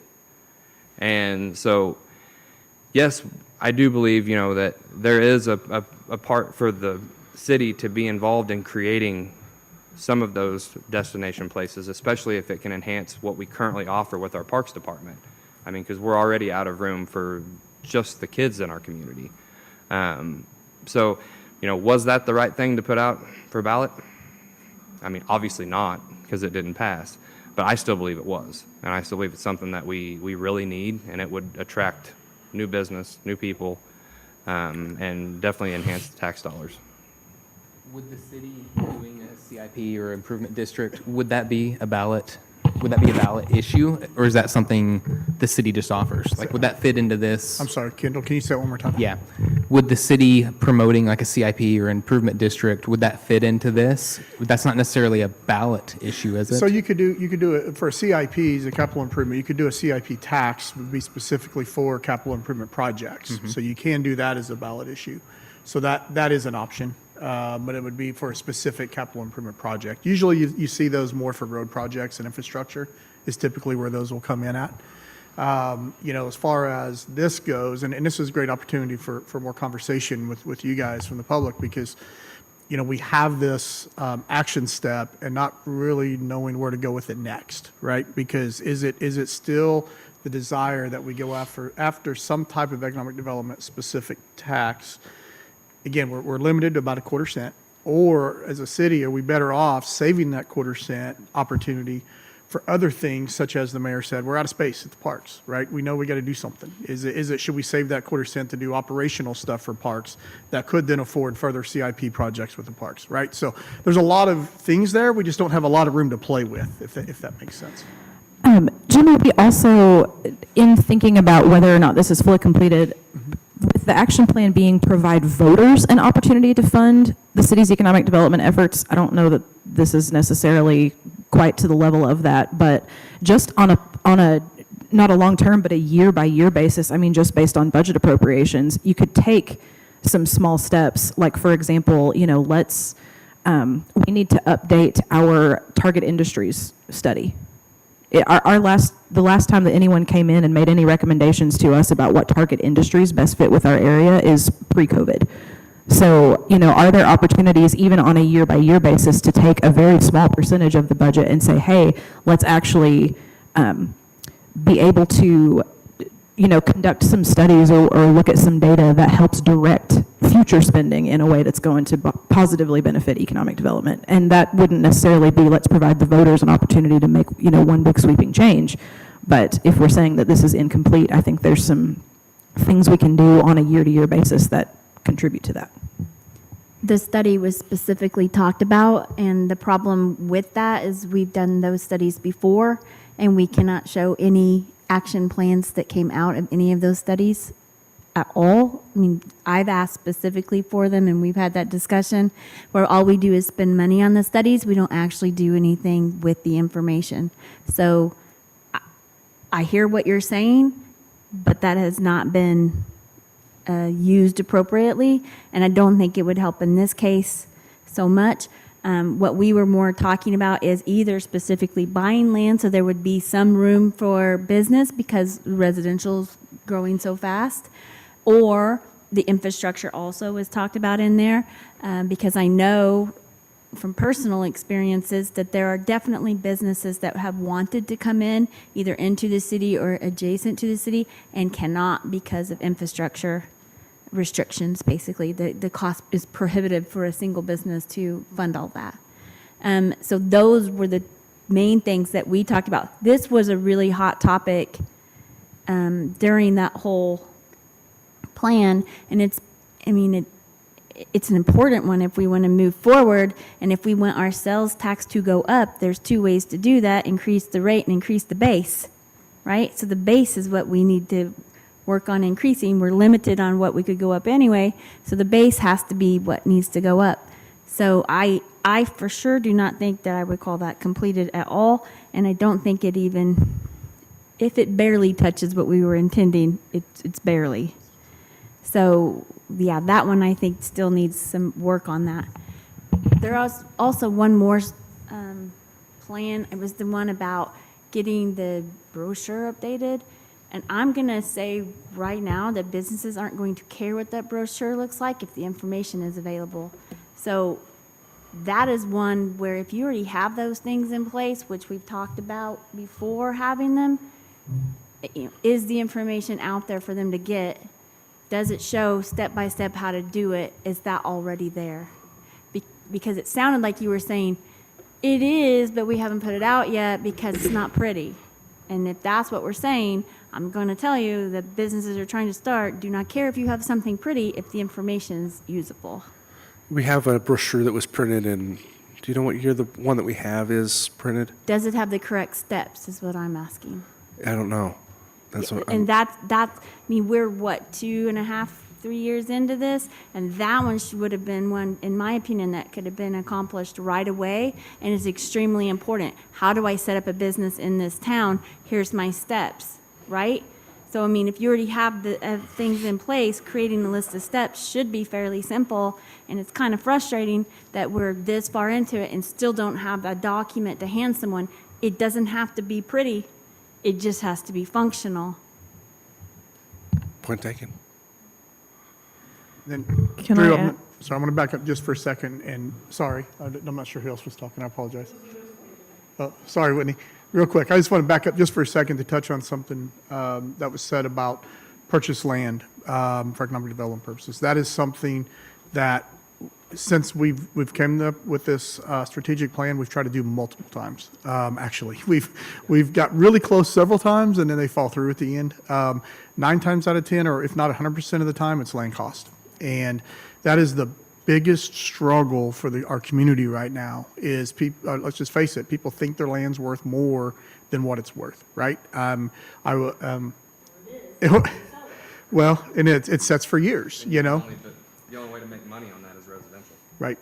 I And, mean, at $7 million for 50 acres, yeah, you're not going to make money on a business there. you know, prime example, there was a piece of land, the owner wanted 7 million. It appraised at 1.5. That's way off, you know, and so it's not fair for us to use taxpayer dollars for that type of purchase when it's that far off, you know. So we've came close. We're going to continue to try to do that because I think that's where we're at, is the city has to invest a little bit in potentially in land to make it marketable. And but we just got to be able to make that affordable too. So I just wanted you to know we have been trying that because that was a valid point and a great point, and it's something that we're working on really hard. So I wasn't here for the first meeting, obviously. Just the two of you were. I think, though, it's a really great point that they're bringing up, since they're the ones that can look back and say, this was the intent of something. And I think it's important for the city to say, we didn't accomplish it, right? Like, we tried this, and we tried that, we tried this, and we tried that, and we haven't accomplished it. So let's figure out the creativity piece that we need to checkbox and make our citizens feel like we've been accountable to what the expectations were and we are working towards the solution. And if the answer is we didn't do it because we've tried all these things that didn't work, I think that's a great answer versus we did it because we failed at this one thing that we tried, you know? And that's just semantics, I think, but I think semantics are important when you're talking to a citizen base who's trying to figure out what the city is doing, what the city's working on. Obviously, this is a thing that everyone, it's a hot topic right now, right? Now and then, apparently. So I just think that just how are we going to show our transparency with our business community, with our citizens, and what are we working on as a city to be able to accomplish this huge issue, which is never going to go away. So rather than saying we can't because we tried all these things, okay, we tried all these things, so now what? We tried all these things, so who's going to be the creative piece? Who's going to come in and say, who's going to think outside the box? And I think that's a worthy discussion to have and bring in business owners, bring in experts, bring in whoever needs to be brought in so we can think outside of the box because we've tried the things inside the box. So what's on the other side? That's all. Great. And to go back to the brochure piece, I do want to touch base on that because there's not, I've opened many businesses in all different areas of this region, and there's not a one-size-fits-all that we could just simply make a brochure. But with that being said, we did take that into consideration, and I feel like, honestly, the city went one step further, and we have two positions. One, Cindy being the business liaison, and then the new position that we created, the project facilitator. It's literally, if you want to open a business in Nixa, you will have one single point of contact the entire time. And it's someone who walks you through the permitting, the inspections, everything. And so to me, that's kind of a lot better than just a checklist because you have someone that's marking off the checklist for you that is a city employee that knows exactly what needs to happen. Yeah, there are a lot of variables depending on what kind of business and where you're locating, all that stuff. And so it's hard to create a flow chart that covers all the possibilities. And so I think what we've done on our website where it says if you're wanting to start a business in Nixa, step number one is the final step. That's contact Cindy, who's our business concierge, and she'll put you in contact with whoever she needs to put you in contact, depending, because once she knows what your situation is and knows all those details, she can guide you through and provide you those specific steps. It's easier to funnel somebody to somebody that has that breadth of knowledge and knows how to calculate the variables, as opposed to giving you a very overwhelming visual flow chart. You're going, wait, where do I, wait, now I go where? So, because I think we have to actually drafted some things that look like that, and it was like, it's just too noisy. It's overwhelming to look at. And so but we do have that one that Lisa and Cindy updated and brought to us that's pending graphic redesign. That's got just some of the basic things that covers most businesses, some of the obvious, how to get a business license, things like that, that's covered. But that's also on our website already. So that's not information that's not available, it's not on a brochure. So the city clerk's office also has cheat sheets. So if a business comes in and I have a process, I ask, do you have this? Do you have this? Do you have this? And if they say they don't, here's a cheat sheet. Here's who you need to call at the DOR. Here's the number, here's the email, here's the link you need to click. Here's the Secretary of State. Here's the name, here's the number, here's the link you need to click. So even Cindy has that, my office has that. We've got a couple different cheat sheets. If somebody comes in or calls, we can email it to them if they prefer not to come in office. Right. We talked about it, a year ago, and when you spoke? Was it 2 years ago? Anyway, when she came in, and Cindy did a great job with her presentation and what she did, and she said she was the business concierge, and no one in the room knew that we even had that. And I asked the question, where is that listed? How would we know that? And she said, there's a brochure in the lobby. So what I'm getting at is the brochure, and it's online now. I see that now, but I don't think it was then. And why would we waste money and time on a brochure in the lobby if no one's using it anyway? Is another question. Point taken. Brochures have less of an audience, especially for business development, than brochures for people who are coming into City Hall, right? That's why the website's so important, and the website does talk about the first step on all the economic development pages is contact Cindy. She's our business concierge. I do have a goal to create a very in-depth, high-level brochure and just print a few of them so that I can send them to potential developers down the road. We were waiting for the branding and stuff. I've already got my layout figured out and all that. But we've just been kind of waiting on the branding so that we don't have to redo it because they'll be costly.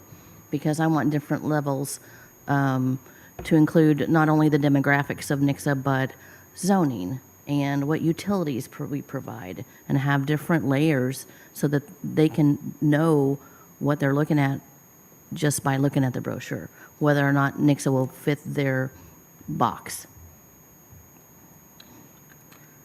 On another note, I also wanted to make a comment about I think is the one that we're on, the business retention and expansion. It would be helpful, I think, when we're using the language of business retention and expansion. To me, a lot of the action steps that are outlined are actually really geared toward business startup. How to start your business, how to, maybe, I don't know if you're looking to do a second location or what have you. But as far as business retention and expansion, serving the businesses that are already in existence here, employing Nixa residents and contributing to the economy, I had the idea, or kind of associating earlier when we talked about the fix-it request for, the manhole cover that was open or what have you. Is there an opportunity to add a form or some sort of lead generation or information gathering from the website for existing businesses to communicate if they are running into some sort of issue, and then someone can follow up with them? Yeah, so there's, when you go to business on the top of the website, and under business and development, you go down, and one of the options there is support for your business. And again, it kind of points you right back towards Cindy again, because again, it's the same first step. Talk to the business concierge, but we have language on there about we want to support businesses who are already in Nixa. So my name, if you apply for a business in the city, you're going to see my name a lot. My name's on the license. My name's on letters that get sent out. So I will advocate for any business. This year, or end of last year alone, we advocated for 2 different businesses for their liquor license. So, I mean, Cindy is, I am, we're constantly advocating. If you call and say, hey, I'm having a problem with the state, I will call. I will call the state and fight for you. Cindy will call the state and fight for you. If you're here, we want you here. So I definitely know, and Cindy and I have collaborated. We fight for the businesses all day, every day. So if you call and say, hey, I can't figure out how to get my sales tax, I will go to the website, I will walk you through it. Come into my office, I will show you, I will walk you through it. I helped a girl recently fill out a state liquor license just so she understood what questions they were asking, what they needed.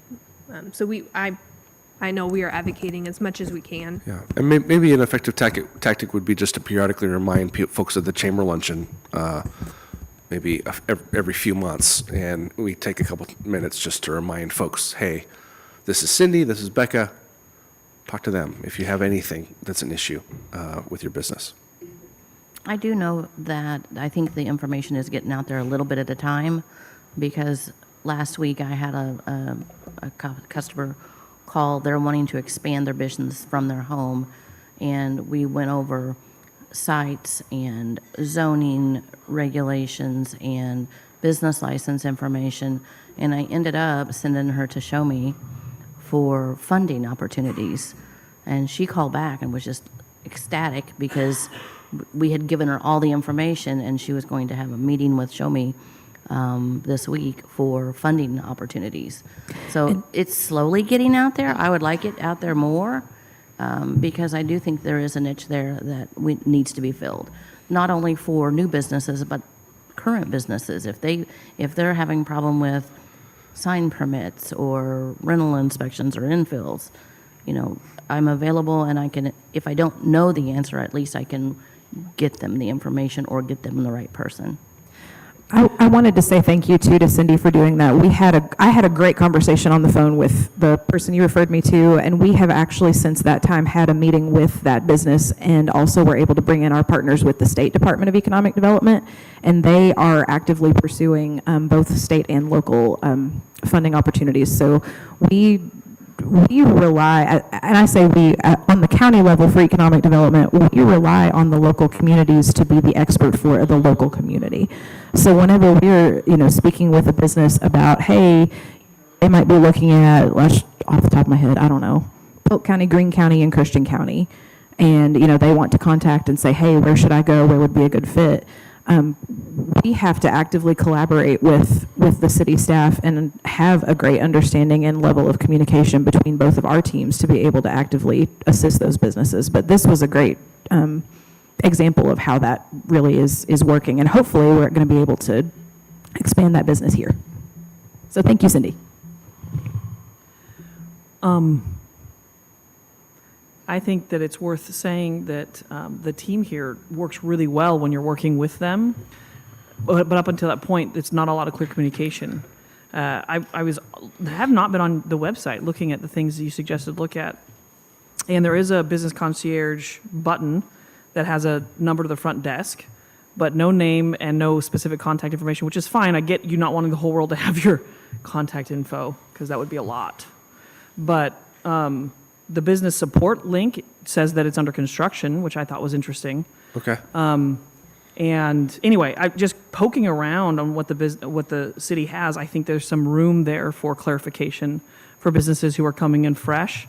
If we're going to say we didn't do the thing that was asked of us because we put it somewhere, but the somewhere we put it is unclear, I think maybe grab a couple business owners and say, hey, poke around this website for us and tell us what's unclear, instead of, because I think when you're in it as a city person, it is, you're like, oh, well, if you click here, then it takes you here. But if you're an outsider looking in, you click the thing you think you need and then there's nothing there, then where do I go? Like if I'm going to business concierge, there's no name, there's no specifics. I feel like I'm getting a runaround perhaps on a website because in the city, it's clear that we have a business concierge, yay! But from the outside, if I don't know who that is, I can't find that name, I don't know who I'm asking for, that can be difficult. So maybe some actionable items moving forward before we complete anything is grab a small committee of maybe brand new business owners and say, if you were to poke around our website, would you know what to do? That's actually one of the things that our business, Justin Orff is working on, is meeting with businesses that have recently opened up and figuring out how we can do just that.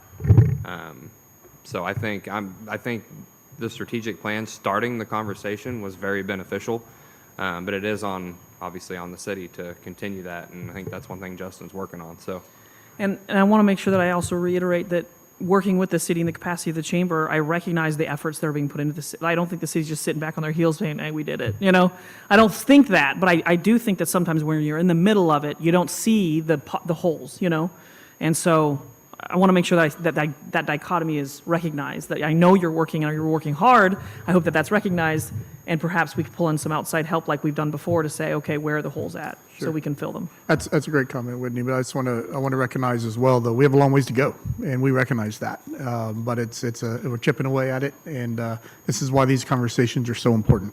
So we can look at those areas that we need to continue to improve on. So yeah, I appreciate the comments. I'll put content on the business support page before I leave the city. And you thought we were going to get out early.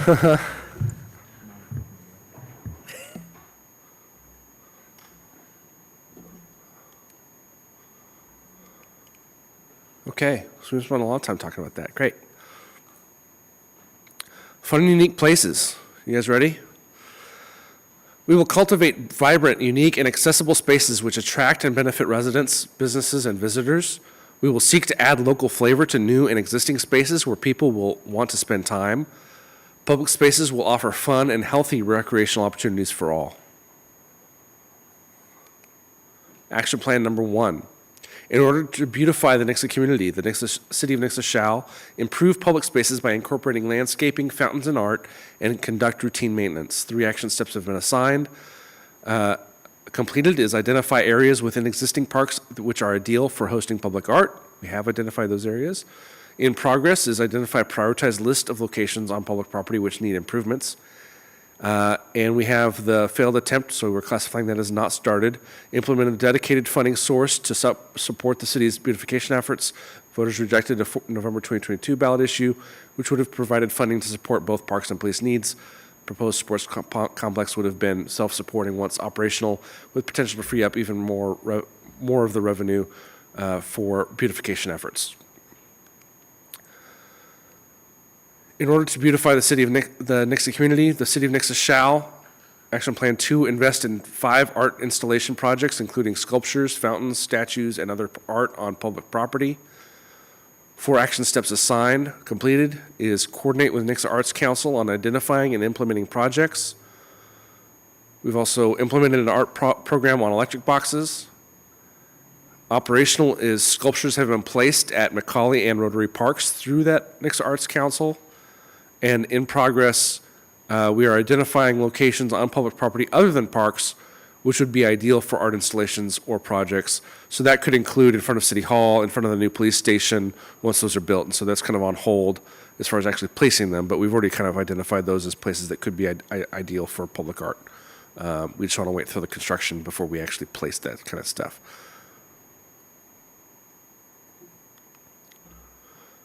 In order to beautify the Nixa community, the City of Nixa shall establish a citywide maintenance department to coordinate maintenance of all public structures, landscaping, and spaces to ensure functionality, operability, and fresh, clean appearance. 2 action steps are assigned. They're in progress.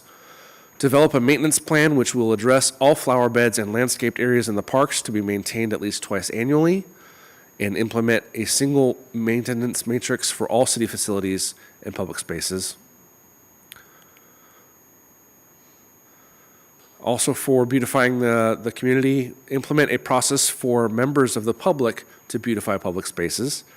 3 things are assigned here. Create policies setting requirements for community members to add art on public property. Each program has and needs its own policy. In progress, create program for people to adopt public spaces for regular cleanups. Matt actually recently had a big cleanup at the parks. There's how many hundreds of people came out for that? Oh, and it'll be a 30. Okay, yeah. They RSVP'd much higher, yeah. Implement streetscape program, and that's also in progress. In order to beautify the Nixa community, the City of Nixa shall, action plan number 5, create and implement a consistent water tower painting plan. This may be fully completed or not, right? Remember, it's open for discussion. It may not. We can pull it off the completed list. 3 action steps assigned, completed. Initiate a water tower painting program to develop a schedule for water tower cleaning painting to ensure towers remain vibrant and presentable. Include plan for what to paint on each tower. Paint exteriors of 4 water towers according to the water tower painting program plan. We have painted 4 towers already, and we will be painting tower number 5 this year. And operational is incorporate CIP funding for accelerated water tower painting program within the 2022 water master plan and rate study. We did that. We adopted a rate study which incorporates this cost into the price that we're charging for water customers.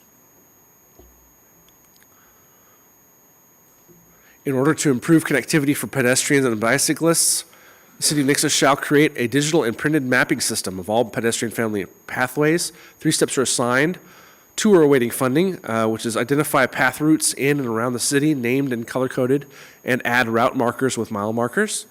And create interactive digital map of trails and sidewalks with indicators for routes, mileage, terrain, and type. And there's one that's not started.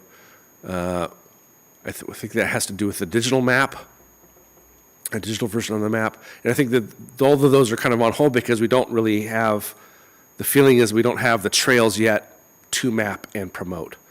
I think that's why those things are kind of stalled, that there's a desire to wait till we have some more trails. Because we have a map that works for it's already functional for all the sidewalks in the city. And the feeling is that's not very exciting to just hand somebody a map of the sidewalks. So we kind of wanted to wait until we could have some more routes in the community and then do a map.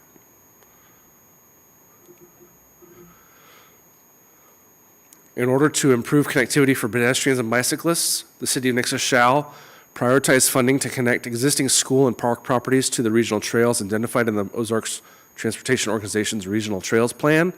5 action steps are assigned. Completed is identify sidewalk sections needed for connection to regional trails. Operational is create trail fund within the parks budget for creation of trails. So we're saying operational here, but it's not actually a trail fund. We're accomplishing that through CIP items in the budget for trails. And then in progress is identify the priority trails that would most benefit the city to be funded by the end of 2025, adding sidewalks on the east side of Cheyenne and extending the sidewalks down Truman Boulevard to the dog park. Jeff and/or Matt, do you guys want to talk a little bit about trails, pedestrian pathways? I will mention, Drew, that we have had conversations over the past month with the city of Ozark, and we'll begin conversations with the Missouri Department of Transportation of the possible connection to the Chadwick Flower Trail along 14 Highway. That process will, we will need to update our current maps, have them taken by the OTO and put into their program so that we would be eligible for federal funds, federal funds for that, but it is something that we're moving forward on. We also have a small piece of trail that's in the engineering phases right now that will go between the two schools on Cheyenne eastward to Cheyenne Valley development. That'll be the first phase of those connections. And then we also did add just add some new trails at Macaulay Park, within the park. Yeah, within Macaulay Park, we continue to try to add that to make it a more rounded trail within the park. And then the Oaf development, when we get to the Oaf Park out in the AA corridor, we'll stand a great chance of some great trails there, as well as connectivity, hopefully to the Greenways trails and into Springfield. We'll just have to figure out how to tie it back to Nixa then. And so there's slow progress in that one. We need to update that trails map so that OTO is on board. So we're getting there slowly, very slowly. And there's more coming shortly, within minutes, about the Family Century Farm Park. In order to expand and improve recreational spaces, the city of Nixa shall develop new recreational spaces and renovate existing recreational spaces in accordance with the Parks Master Plan.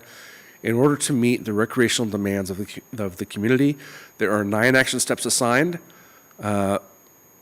Completed is the design of the north parcel of the Oak Family Century Farm Park. Oh, look at that. To be a passive park which fills the recommendation identified in the Park Master Plan. Old Macaulay Park Playground replaced with the new inclusive playground and surfacing with water mitigation. That's done. Rotary Park Playground equipment to be replaced with new and improved equipment. That's done. And propose an indoor recreational facility on the November 2022 ballot. We did that, but it failed. Awaiting funding, develop the north parcel of the O Family Century Farm Park and draw up redesign plans for renovation of Rotary Park according to the Parks Master Plan to address parking and field needs. More here in progress. Walking paths at Macaulay Park are to be expanded. Actually, that needs to be updated. They have been expanded. And complete update of Aquatic Center, the pool renovations and improvements. That's been spurred by the leak, obviously, but we're seeking to make the most of that opportunity, and that's in progress right now. And splash pad installation is also on the discussion board.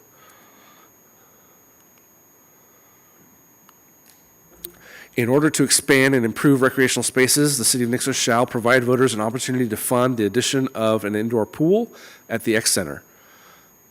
1 action step is assigned. It's not started because we are awaiting funding to design the concept so we could show the public what an indoor aquatics facility for Nixa could look like. Matt, do you want to talk a little bit more about this? This one's a difficult one. We jumped into the idea of the sports complex, and so kind of really ventured down that path over the indoor pool. Thought that would be a better fit and meet some of the needs of the department more so than an indoor pool at the moment. However, the indoor pool is still a hot topic. People still definitely want an indoor facility, and so I think we need to figure out exactly where we want that facility to be.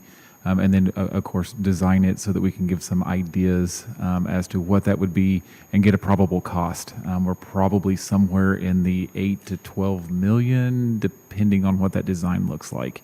And so, very costly. Definitely would need one that would need some tax support in order to be able to fund and build. Matt, if you don't mind, I'm going to tag on to that because it goes back to a little bit about our conversation earlier about if we could do a CIP tax, right? You could do that for a pool, or you could do a park/stormwater tax. There's options to get an indoor pool. but it's bigger than just building the pool. We have to be able to run the pool and have to be able to maintain it and have the employees to staff it, and that's what we can't afford. So that's why we have to really be intentional about how we go about that, because I don't want to build a pool that we can't staff or that we can't keep running, right? So that's why I look at that $0.25 and going, okay, what does the future look like? If we want to use that for our parks operations, then go out for a CIP tax to build the pool, that's an option. Or do you do a stormwater/parks tax? But I just wanted to mention that because there are several challenges. Matt mentioned several of them, but it's beyond just coming up with the money to build it. We have to be able to staff it, maintain it, which honestly isn't cheap. So it's something we'd all love to have. We just got to figure out how to make that happen. So. We may want to note, I know the community may not agree per se, the park master plan that we did back in 2000, so is really not all that old, would suggest that indoor aquatics is a covered feature in the area if you look regionally, with Ozark and Springfield both having indoor aquatic centers. The master plan would suggest that that is not a great need for the community, as they have access within 15 minutes of their homes for the community. I know our community wants it, and so that's great too, but just a kind of a note there. Drew, I was going to mention a lot of what we're looking at in this Fun and Unique Places. It seems to me that it somewhat ties into the sports tourism realm. I noticed just last week there was a news story about Springfield doing an Olympic-sized pool at the Bobby Allison complex. It seems to me that there is some interest in those things, but they're facing a funding challenge as well. I don't know, is there an opportunity that we can do public-private partnerships for something like this, you know, to maybe get one of these sports tourism type destination places in our community that would, you know, spur some of the other things that we're talking about. So it just seems to me that this overlaps quite a bit with some of the economic development stuff. But I think there was a comment made earlier about we do a lot of evaluation. We hire experts to tell us, you know, what we should be trying to attract.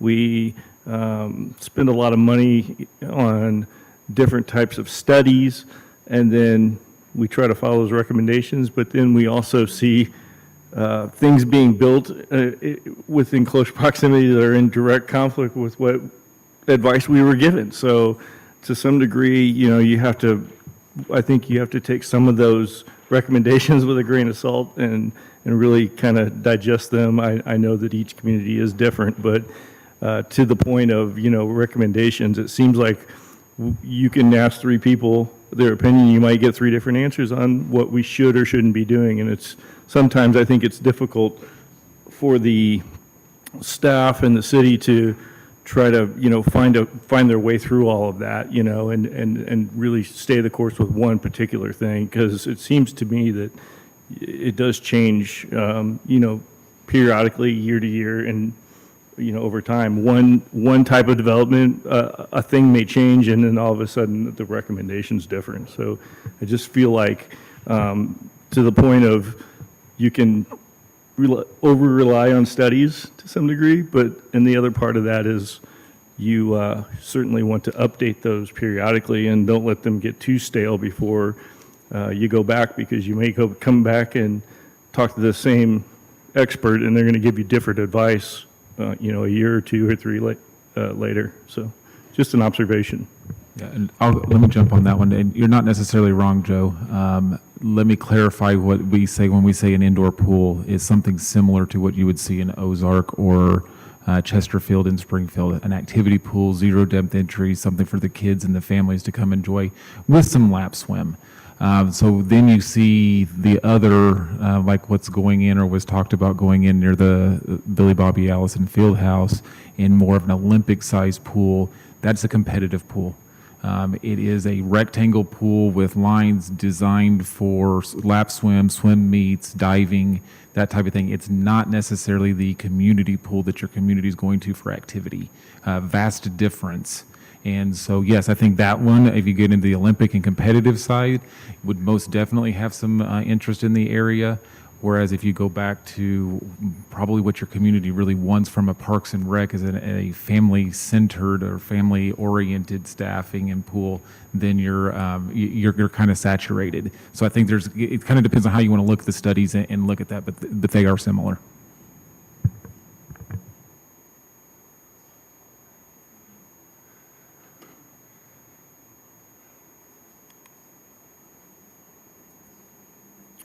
In order to expand and improve recreational spaces, the City of Nixa shall put forward at least one ballot issue which would provide voters an opportunity to fund expansion of the Parks Department facilities and/or operations. Fully completed, because we did put forward at least one ballot issue. One action step assigned, completed November 2022. Ballot issue failed. Would have funded construction of indoor sports complex. Excess revenues would have supported the Parks Department. In order to expand the variety of recreational program opportunities, the City of Nixa shall implement 5 additional recreational sports programs. 3 action steps have been assigned. 2 of 5 new programs have been added. That's the pickleball and adult co-ed volleyball.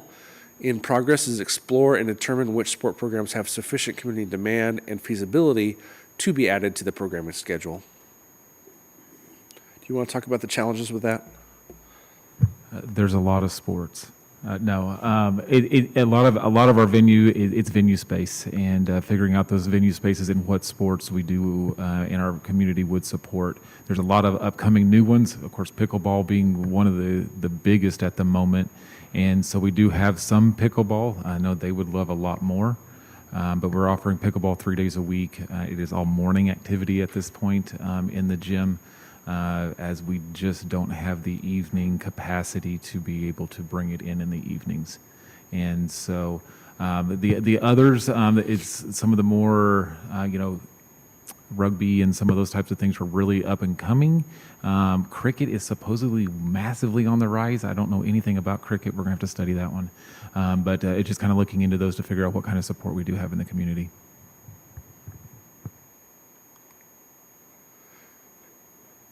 Also on expanding the variety of recreational opportunities, implement new community activities aimed towards adults. And there's exact overlap between the last one and this one. In progress, we're exploring and determining which adult programs have sufficient community demand and feasibility to be added to the programming schedule. And we have implemented, again, co-ed volleyball and pickleball, which are adult programs.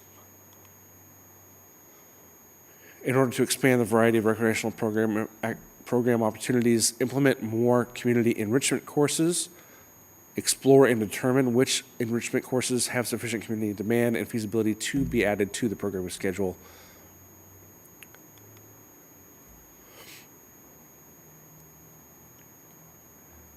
Create and implement an online platform for existing and new community classes. Not started, implement an online platform for offering virtual programming. You want to talk about the challenges with that as well? Equipment. Microphone. You bumped it again. Equipment challenges, and then the staffing to operate said equipment, and so it's a difficult one to kind of figure out how we're going to do that and keep up with our current demands within fitness classes. So when we're still exploring and trying to figure out exactly what's the most user-friendly option, one, and then two, how we can implement that to be able to purchase that and start making that content. And kudos to the Parks Department, because during COVID, you guys did some like live stream stuff over Facebook that was kind of like this, where you guys were doing group exercise classes virtually, so people could tune in from home. We did, yeah. Maybe not the best. It certainly worked during that period of time, but getting things that have closed captioning and being able to do the things that are ADA accessible, we probably didn't meet that demand or meet that expectation. With what we did in COVID, we really just threw something together as fast as we could to be able to provide some content and do something to keep our community kind of engaged just a little bit. In order to expand the variety of recreational program activities, the City of Nixa shall offer extended membership plans with which include pool access. This is the one I hinted at early. This is the one that has 0 action steps assigned because of the potential for revenue loss. So Jimmy has not asked Parks to implement this. This one's just difficult in the sense that the pool is just a 3-month operation. And so being able to offer this and tie it to a membership and get people to sign up, yeah, they'll sign up in May, but they'll cancel in September, just as soon as the pool closes. And so trying to figure out how to figure that in and have both has been a difficult challenge in ensuring that the funds needed are there for both entities. Yeah, I think it's important to just point out that really the pool isn't a revenue generator. It's a loss already with the fee. By the time you add in maintenance cost and repairs that we do on an annual basis, whatever potential revenue there is already ate up, and then some has to be covered by general funds. So not to say it couldn't be done, but we'd have to be able to figure out a way to be able to afford that. And at this point, honestly, we're upside down on the pool. In order to revitalize neighborhoods and business districts, the City of Nixa shall make investments each year towards downtown district for revitalization. 2 action steps are assigned. Awaiting funding is a budget for a downtown master plan, and in progress is hire a consultant to develop a downtown master plan. I believe Scott's already drafted the RFP for that. Scott, you want to give an update on that? Yeah, the RFQ or P, I don't remember which one it was, but that is drafted. We really kind of put it on hold this past year because we decided to focus on the comprehensive plan rather than just a specific downtown master plan. And then there was a lot of changeover that happened in the downtown area, so we're really interested to see where they're currently heading because they've kind of switched over to a historic art district. So we're just kind of letting that play out for a little bit, but we'll revisit the downtown master plan after the comprehensive plan is completed because the comprehensive plan will have some steps towards or economic development stuff that could include also the downtown area. So we're waiting to see what that's going to come out as, and then we'll proceed from there. So here's a summary of Fun Unique Places. 16 action plans total. 2 of them are possibly fully completed or operational. 10 have at least seen some progress, and there are 4 with no progress. 44 action steps total have been assigned to staff. 16 are in progress or budgeted for this year. 19 have been completed or are operational. 5 are awaiting funding, and 4 are not started.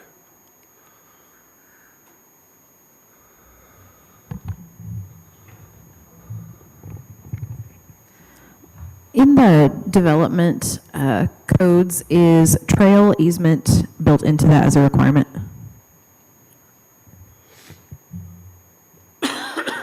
If it is shown on an adopted plan, then yes, we would require that the preservation of that easement as part of the development. There were a couple things in the beautification. One was the utility boxes. That one said it was complete, but to my knowledge, none of those have been done because there's a backorder issue. It's not there right now, but you guys. Jimmy, do you want to speak to that? Sure. We did enter into a contract to get those utility boxes done I think it was actually with the Arts Council through the chamber at one point. We did get a wrap completed and a box done and purchased. So that part was done, but honestly, you're probably not going to see them anymore because we ran into some liability issues with putting them on live electric boxes. And so we're in some insurance issues and quite honestly, it was just a recommendation that we no longer go down that path. So we did have one. I think we're actually looking at putting it on park property. I don't know if it's out there yet or not, Matt. It's not out there, but we do have it. Okay, we do have it.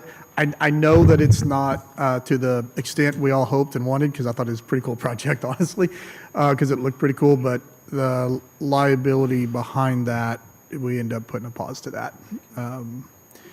And yes, there was a great point, Mary. There was and one of the things that kicked that off, actually, there was a lawsuit that was involved where someone actually got injured off of one of the boxes, not one that was actually wrapped yet, but another box. And so that immediately put a stop to that program because of that. So The other one was the water towers, because when we were here last time, I believe the intention was with the water towers was not only to make them clean, but also use them as an art piece. And it does, I was disappointed when we painted them and it was our city logo only. So, and that was a sentiment I heard from a lot of people. And our intent when we had that was to use those as art pieces because they're big and they're there. You could do murals on them, yeah. You could, that's a possibility. And Travis, since Doug's not here, do you want to talk about that? Or Jared, do you want to jump in there and talk about what the direction from council has been on that? Yeah, one thing that I understood during that was that it was more unified and cohesive throughout the city, and not different ones all over the place. There was a lot talked about during the water tower thing, and I guess the flip side of that, and it all comes back, I mean, everything comes back to the same thing as cost. And doing the same design on the towers keeps the cost the same, and it's easier to budget. If we go doing, I know at one point Chris Russell said have one hot and one cold, and which, I mean, that's funny, but at the same time, looking at budgeting and where we want to spend our money, I personally try to figure out what's the benefit. I mean, because whenever the water tower gets painted, it's talked about for 2 weeks and then done. It doesn't matter if people like it or they hate it. It's 2 weeks and they're done. So that's where I struggle when we have to figure out, with budgeting purposes, do we want to give raises or paint art on a water tower? I completely understand what you're saying with that, but the goal with that thing was for beautification. So it's hard to say that's a complete project when we didn't use it for that purpose, which I understand why you're saying with budget constraints. I totally get it. But this particular purpose was for art and beautification. And that lends itself to another argument of what is considered beautiful. Because I have a feeling every single person in this room has a different idea of what they think would look good on a water tower. And so no matter what, you're going to make, a quarter of the people happy and 75% of the people mad. But hey, that's government. I deal with it every day. I mean, would it be cool to have something that people take pictures of and post about? It really would. But I don't know what that might be. And maybe that is. Maybe we keep this one open and continue discussions on a water tower, and look into, maybe it's one. Maybe it's one that you see when you're coming into Nixa. I mean, because the one that we did on 14, honestly, that was Brian Steele and I that decided, let's do Welcome to Nixa on there. And then on the way out, thank you for visiting. I think 3 people said something cool about it, and then it just died. So I'm open for any suggestions, but I mean, obviously within cost and something that at least the majority can agree on. So speaking of suggestions, did you open that up to any kind of suggestions before we decided on painting the water towers with the new logo? I don't recall seeing it. No, the council never asked for public comment or input on ideas. Okay. And that would be interesting to go down that path. But the downfall is, if everyone picks one design and we're stuck with it, what if it's terrible? I mean, just, because it could be. Because half people that take surveys take them as a joke. You should see some of the survey results. And that's the other part, is getting people to take a survey and to be involved. I mean, if you wanted to explore the possibility of a mural kind of art on a water tower design, maybe it's just one of the towers in the city has a cool mural that wraps all the way around it. You could, short of asking the public for ideas drawn on napkins, you could commission a graphic designer or a couple of graphic designers who we select based on the quality of their portfolio, and ask them to create potential art to be proposed, and bring, and you vet that and you narrow it down to 3 to 5 finalist art designs, and then bring that to council. And you could do like we did with the flag, where council narrows it down to 3, and then you let the public pick which of the 3, as long as the 3 are the ones that the entire council could live with. So there's ways you could do that. You could come up with a more creative design for a water tower. But I would say that the way that that the committee worded this action plan, it is completed, because it's the way it was worded and adopted by the committee was create and implement a consistent water tower painting plan. Yeah, I think you're right, Drew, but I also think that what you guys said is definitely worth taking into consideration as we move forward, though, because I'll be honest, I think that there was some confusion on the direction originally, because we were looking for more of a consistent plan, not as much for the beautification part as far as art. So I just want to point out that we hear you. I think that's something that we can look at as we move forward.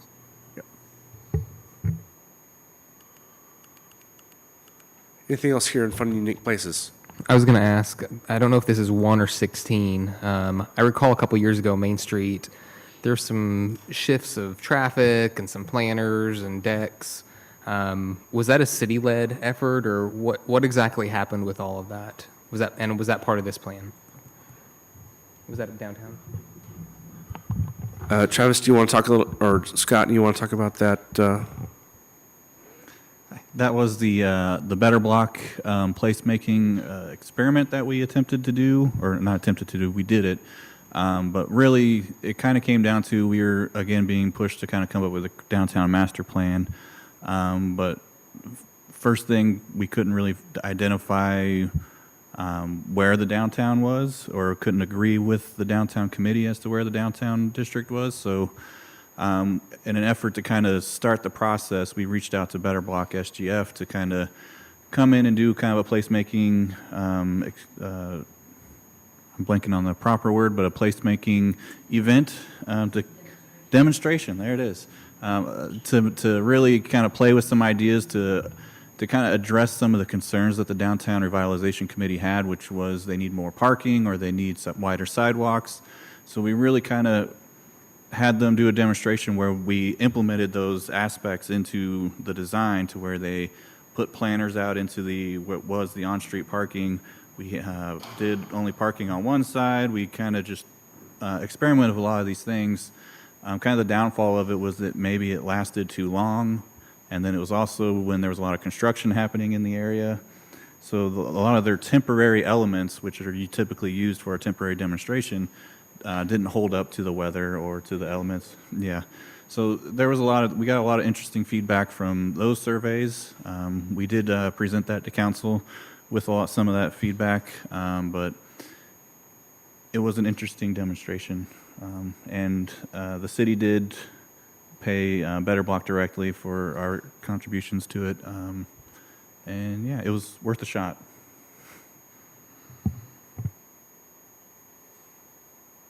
Anything else here in Fun and Unique Places? We're also very fortunate that 14 Mill opened. That was a pretty cool, fun, and unique place that has come to our community, and it's not something that the city can control, but we certainly worked with them when they had their business idea, and we're very thankful for their investment in our community.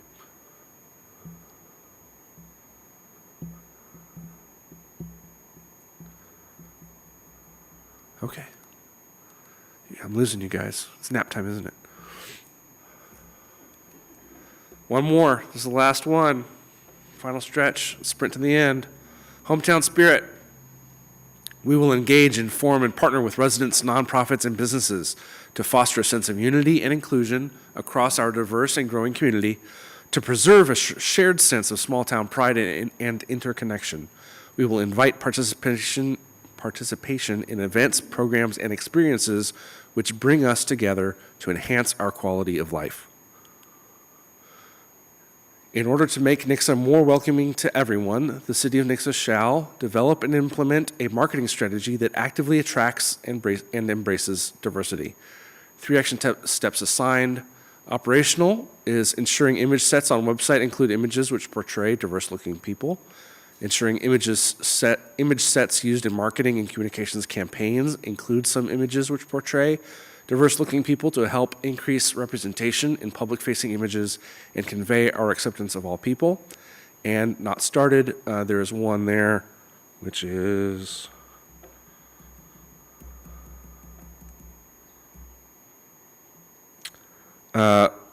regarding kind of like creating more familiarity among the staff of the standards that are in the brand standards, which has the guidelines that we've written for using inclusive language.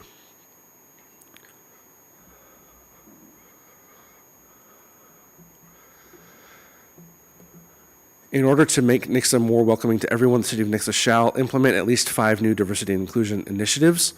6 action steps have been assigned. Completed is the implement the non-discrimination policy in the personnel handbook to include sexual orientation and gender identity. Operational is research possible diversity and inclusion initiative programs by consulting with local and regional organizations. Initiate annual listen, engage, advocate, demonstrate, lead program, multicultural event held in City Park. Have more trainings and mandatory meetings for city staff which promote diversity and inclusion. In progress, all city facilities to be brought up to ADA compliance and not started. Follow through on the Autism-Friendly City Initiative with periodic staff trainings regarding autism. Autumn, do you want to talk about any of that stuff?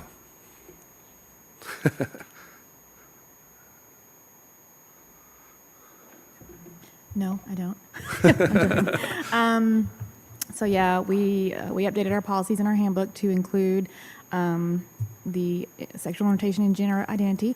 But the autism thing, I'm sorry, I fell off the ball on that one. That one is on my list, and I just have not been able to, do a policy or a training on that. So that's in the works since you brought it up to me. So that's on my list to do. So hopefully soon we'll have a training on that. And looking back at the high performance government, we did implement the Lexapol online training thing so we can deliver. We don't have to have trainings in this room anymore, which is a huge improvement because it was hard to schedule staff from all departments. It's like you shut down most of the city just to get people in for a training. So now people can do it on their own timing through this Lexapol system, and there would probably be an opportunity to plug in other trainings like the Autism Friendly thing. Yes. That I'm just trying to look out for you. No, I mean, it brought up a whole thing COVID did, and having to schedule trainings and do multiple trainings for the same thing and bringing our employees in when they were, should be working. So we went through Lexapol, which the police department already had, and it's called Local GovU, and we can do all sorts of trainings for our employees and do it in a time frame so we can schedule it. So HR sends it out. It's open for a month. Please, watch it at your convenience or do whatever, or do it, now, whatever. And then it signs off that you watched it and took the little test, because we assign a little test to go with it to make sure you did watch it, because it is interactive. And once you've signed it, then we can print the forms and put in your file to prove that, yes, you did do the trainings. So, yes, we do all that. Hopefully we can find one for all the things that we need, but sometimes not. Promote and host a roundtable discussion series with a diverse cross-section of community members to build relationships and address their needs within the community. This may be fully completed. Operational is host a discussion event series to be facilitated by Assistant City Administrator. We call this the LEAD, for Listen, Encourage, Advocate, and Demonstrate.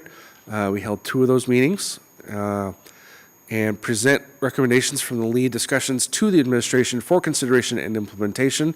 Those resulted in the Cocoa with the Community events and the Multicultural Festival, which is now annually on our calendar. In order to make Nixa more welcoming to everyone, the City of Nixa shall implement programs to welcome new Nixa Utilities customers, both residents and businesses. This may also be fully completed. 2 action steps assigned, which are operational. Welcome to Nixa email campaign is now sent monthly to new residents and new utility customers. Once people sign up for the newsletter, then the first email they get from us is a welcome to Nixa email. And we update that periodically. Macy sends that out. Redesigned, and it's got information about how to start a business. It's got information about parks and all different kinds of programs across the city. It's a really good introduction and primer to all the different services and programs that we offer as a community.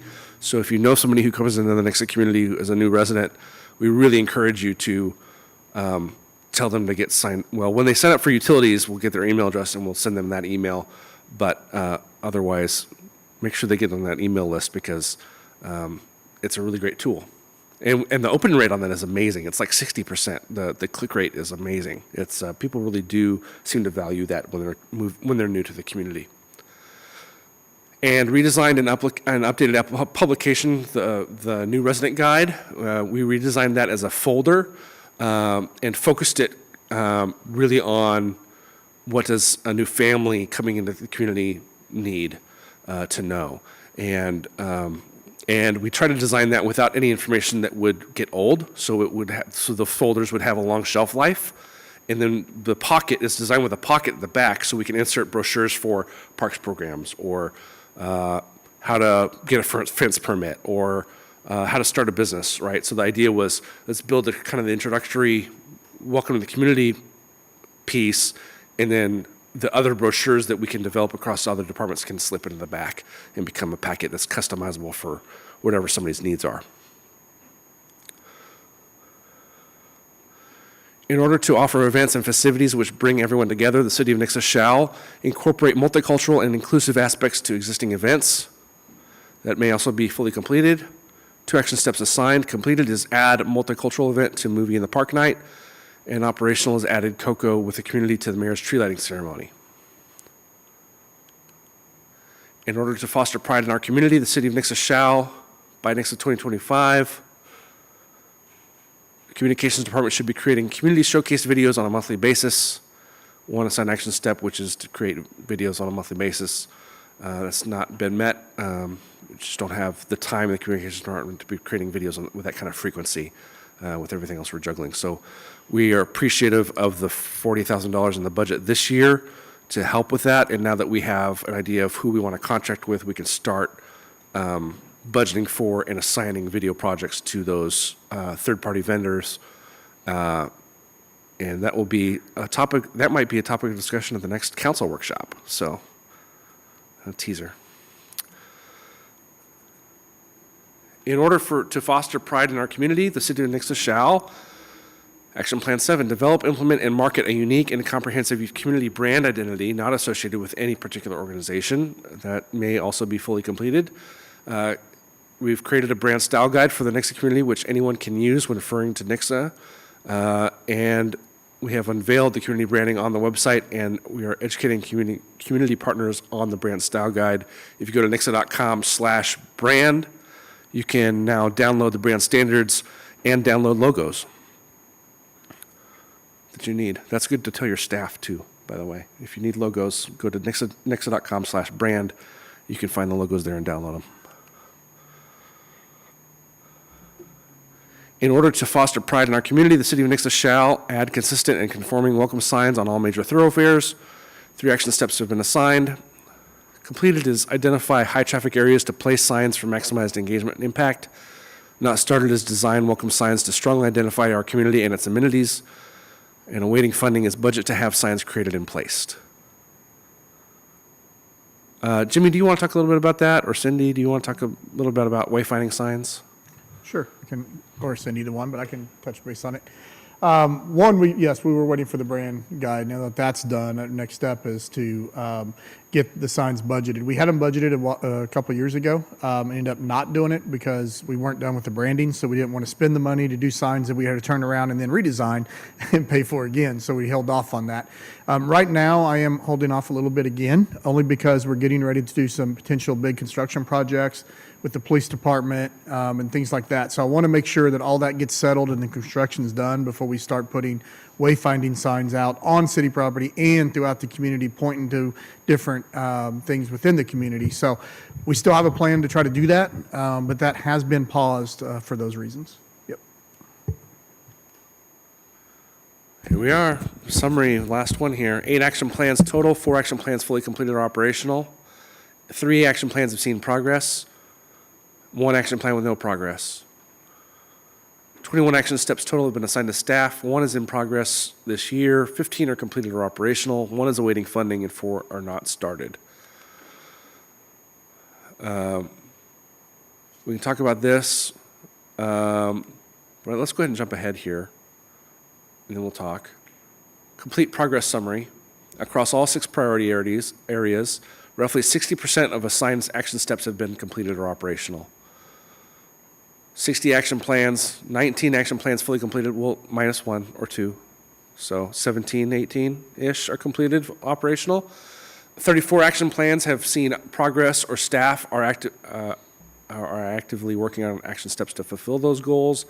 7 with no progress. In total, this is amazing. 192 action steps have been assigned to staff. 43 are in progress or budgeted for. 116 are completed or operational. 11 are waiting funding. 24 not started. I was blown away. When I calculated that last night, I was like, that's amazing. I think that staff really deserve a hats off. They've clearly worked hard and taken the strategic plan seriously to make a lot of progress on this stuff. I know there's some still big stuff out there. It needs more work. And there's still a lot that's in progress and things that we need to circle back to. But I'm really amazed at how much we've already taken on total. But let's talk a little bit about hometown spirit.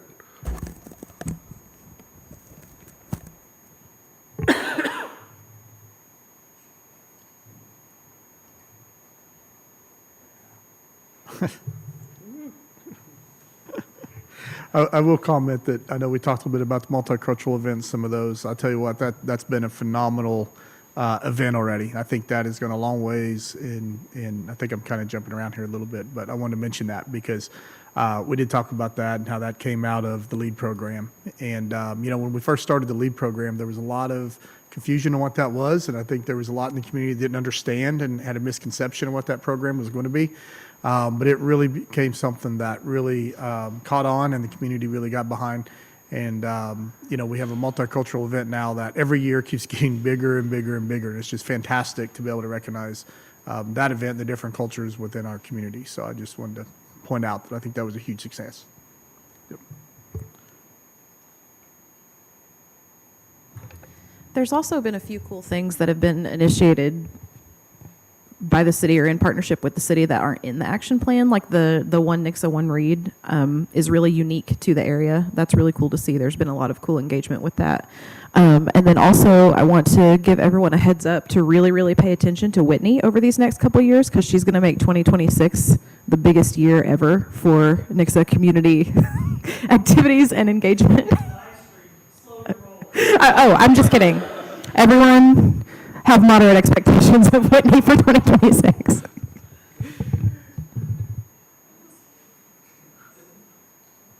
It's Route 66's anniversary.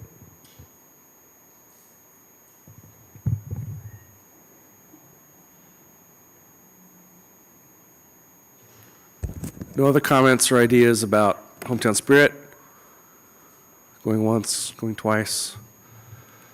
Okay. Discuss until we are out of time, until you guys are bored and you want to leave and you're crying. Do we need to go back for more discussion on any of the strategic priorities? If we complete another 20% in 2024 and 20% in 2025, that puts us at 100% completion. We're certainly on pace to get this plan completed, which I thought was amazing. To be at 60%, 3 years under our belt, that's really good. So,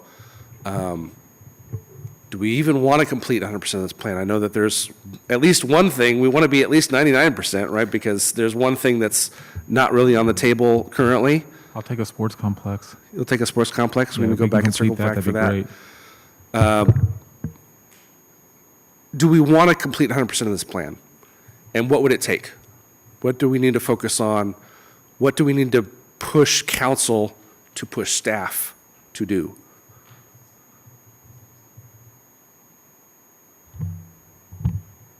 Well, I don't think we can complete 100% of it because of funding, and there's not much council can do about funding other than bring either more initiatives or more grant programs or, something else like that to the area.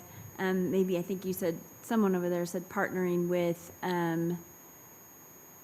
private, doing some city and private, getting together on some, like the sports complex or something like that. But there's no real way to get the funding otherwise, and you can't do some of these things without funding. That's 100% correct. And it's honestly, we're in an amazing place, but we're in a terrible place because when it comes to grants, the median household income in Nixa is too high, and we don't qualify for most of them. So really, one of the main things we can do is, continue to do what we're doing to expand what we can offer, from bringing in new businesses, whether it's incentives or whatever, and increase that tax base, so then we won't be reliant on an additional tax or private funding.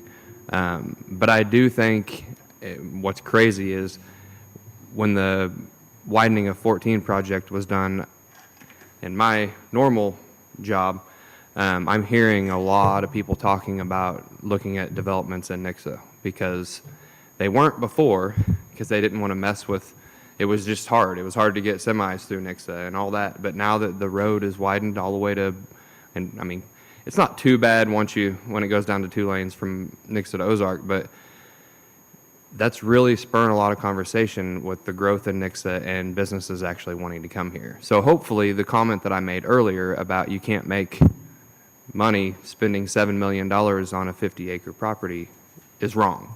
I want that to be wrong. I want people to look at, $7 million of that property and know that they can bring in a manufacturing business here and fill jobs that we need and everything like that. But I mean, Heather, you're right. It's going to take us offering other things to bring in that's going to make a difference, because grants are kind of off the table unless it's just the state having to give away money, which those are the ones we normally can capture. Another thing to keep in mind, and this is long-term, this won't be before the end of 2025, but it is on the statewide transportation improvement plan. MoDOT is looking long-term at adding an additional interchange off of Highway 65 at kind of the Longview area, which would come all the way over and into Nixa. So there would be some additional connectivity direct to Highway 65. And I mean, that's that's not today or tomorrow or next year. But as we start to look at what are opportunities to take advantage of, again, that infrastructure investment that helps develop private sector investment, when we take a look at where our physical connectivity is going to be, that's going to be important for folks to be aware of for 10, 15 years down the road. I think that just listening to the discussion going on today and whatnot, I would like to see just the efforts. I recognize the efforts made by the city, right, working more closely with them in the capacity of the chamber. The city is doing a lot of good work. I think that there's a lot of value, again, in the creativity piece and how do we do it. If we do have these unique challenges in Nixa, Nixa has always been unique, we all know that. So we have unique problems, so we need to have unique solutions. And I think that just instead of saying we can't because, maybe the conversation should start with, well, how could we, right? Like dream a little, like let's get creative. And if at the end of the day, the answer still lands with, this is just an impossibility, that's fine. But I think if we can start these conversations with, well, how could we, right? How could we pull this off? If we had a way, what would it look like? I think if we could just really try and harness a creativity of getting around these unique challenges instead of saying, because we're different than other places, we can't. Maybe because we're different than other places, we have to do it differently. I think that could maybe help us make some different progress moving forward.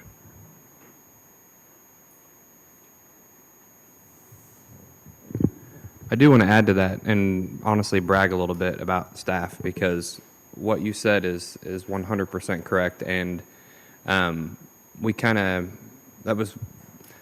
a firm believer in that, and that was kind of one of the main things that we discussed when I first kind of came on this gig here. And Scott can tell you that don't say no. Let's figure out what it takes to work towards a yes. And once you've exhausted all options and then you have to say no, whoever we're working with, they're going to appreciate that a lot more. And so I'm totally with you on that. And I mean, that's kind of the goal now, is work towards a yes on everything within reason until it's completely impossible. So thanks.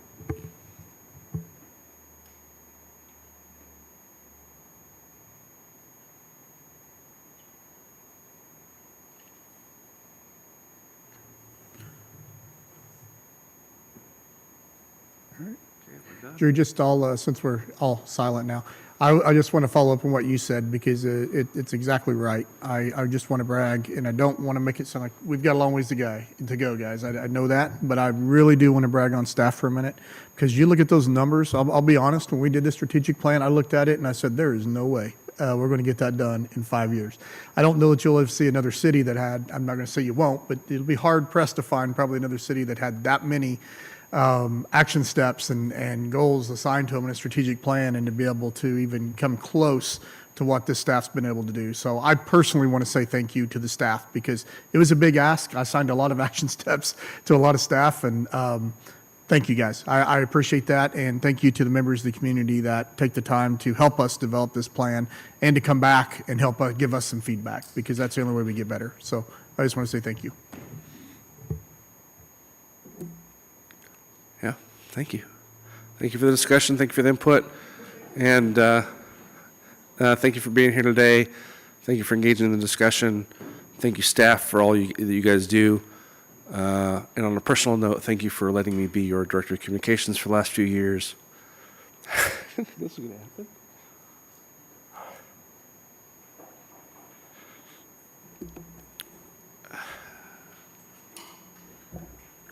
I love you guys. I wish you the best. Go Nixa, go Eagles. And I'm excited to see where you guys will go through the end of this plan and beyond that into your next plan. I'm really glad I got to stay. When Joplin offered me the job, I said, I got to stay at Nixa until I can present the street plan update. They asked for me, they're like, can you be here like tomorrow? And I was like, no, I got to give them at least 2 weeks notice. And I realized, I was like, oh wait, this is out like 3 weeks. And I said, I got to do that. And I'm thankful that Jimmy and Joplin both let me do this because it was important to me to from facilitating the discussion at the beginning to be able to work with all department heads and interview you guys and get the updates from you guys on where you guys are on this. I respect you guys immensely. You are experts in your field. And Nixa is doing amazing stuff that is the envy of other cities. And I think we have an amazing team here. You guys are capable of amazing stuff. So keep going.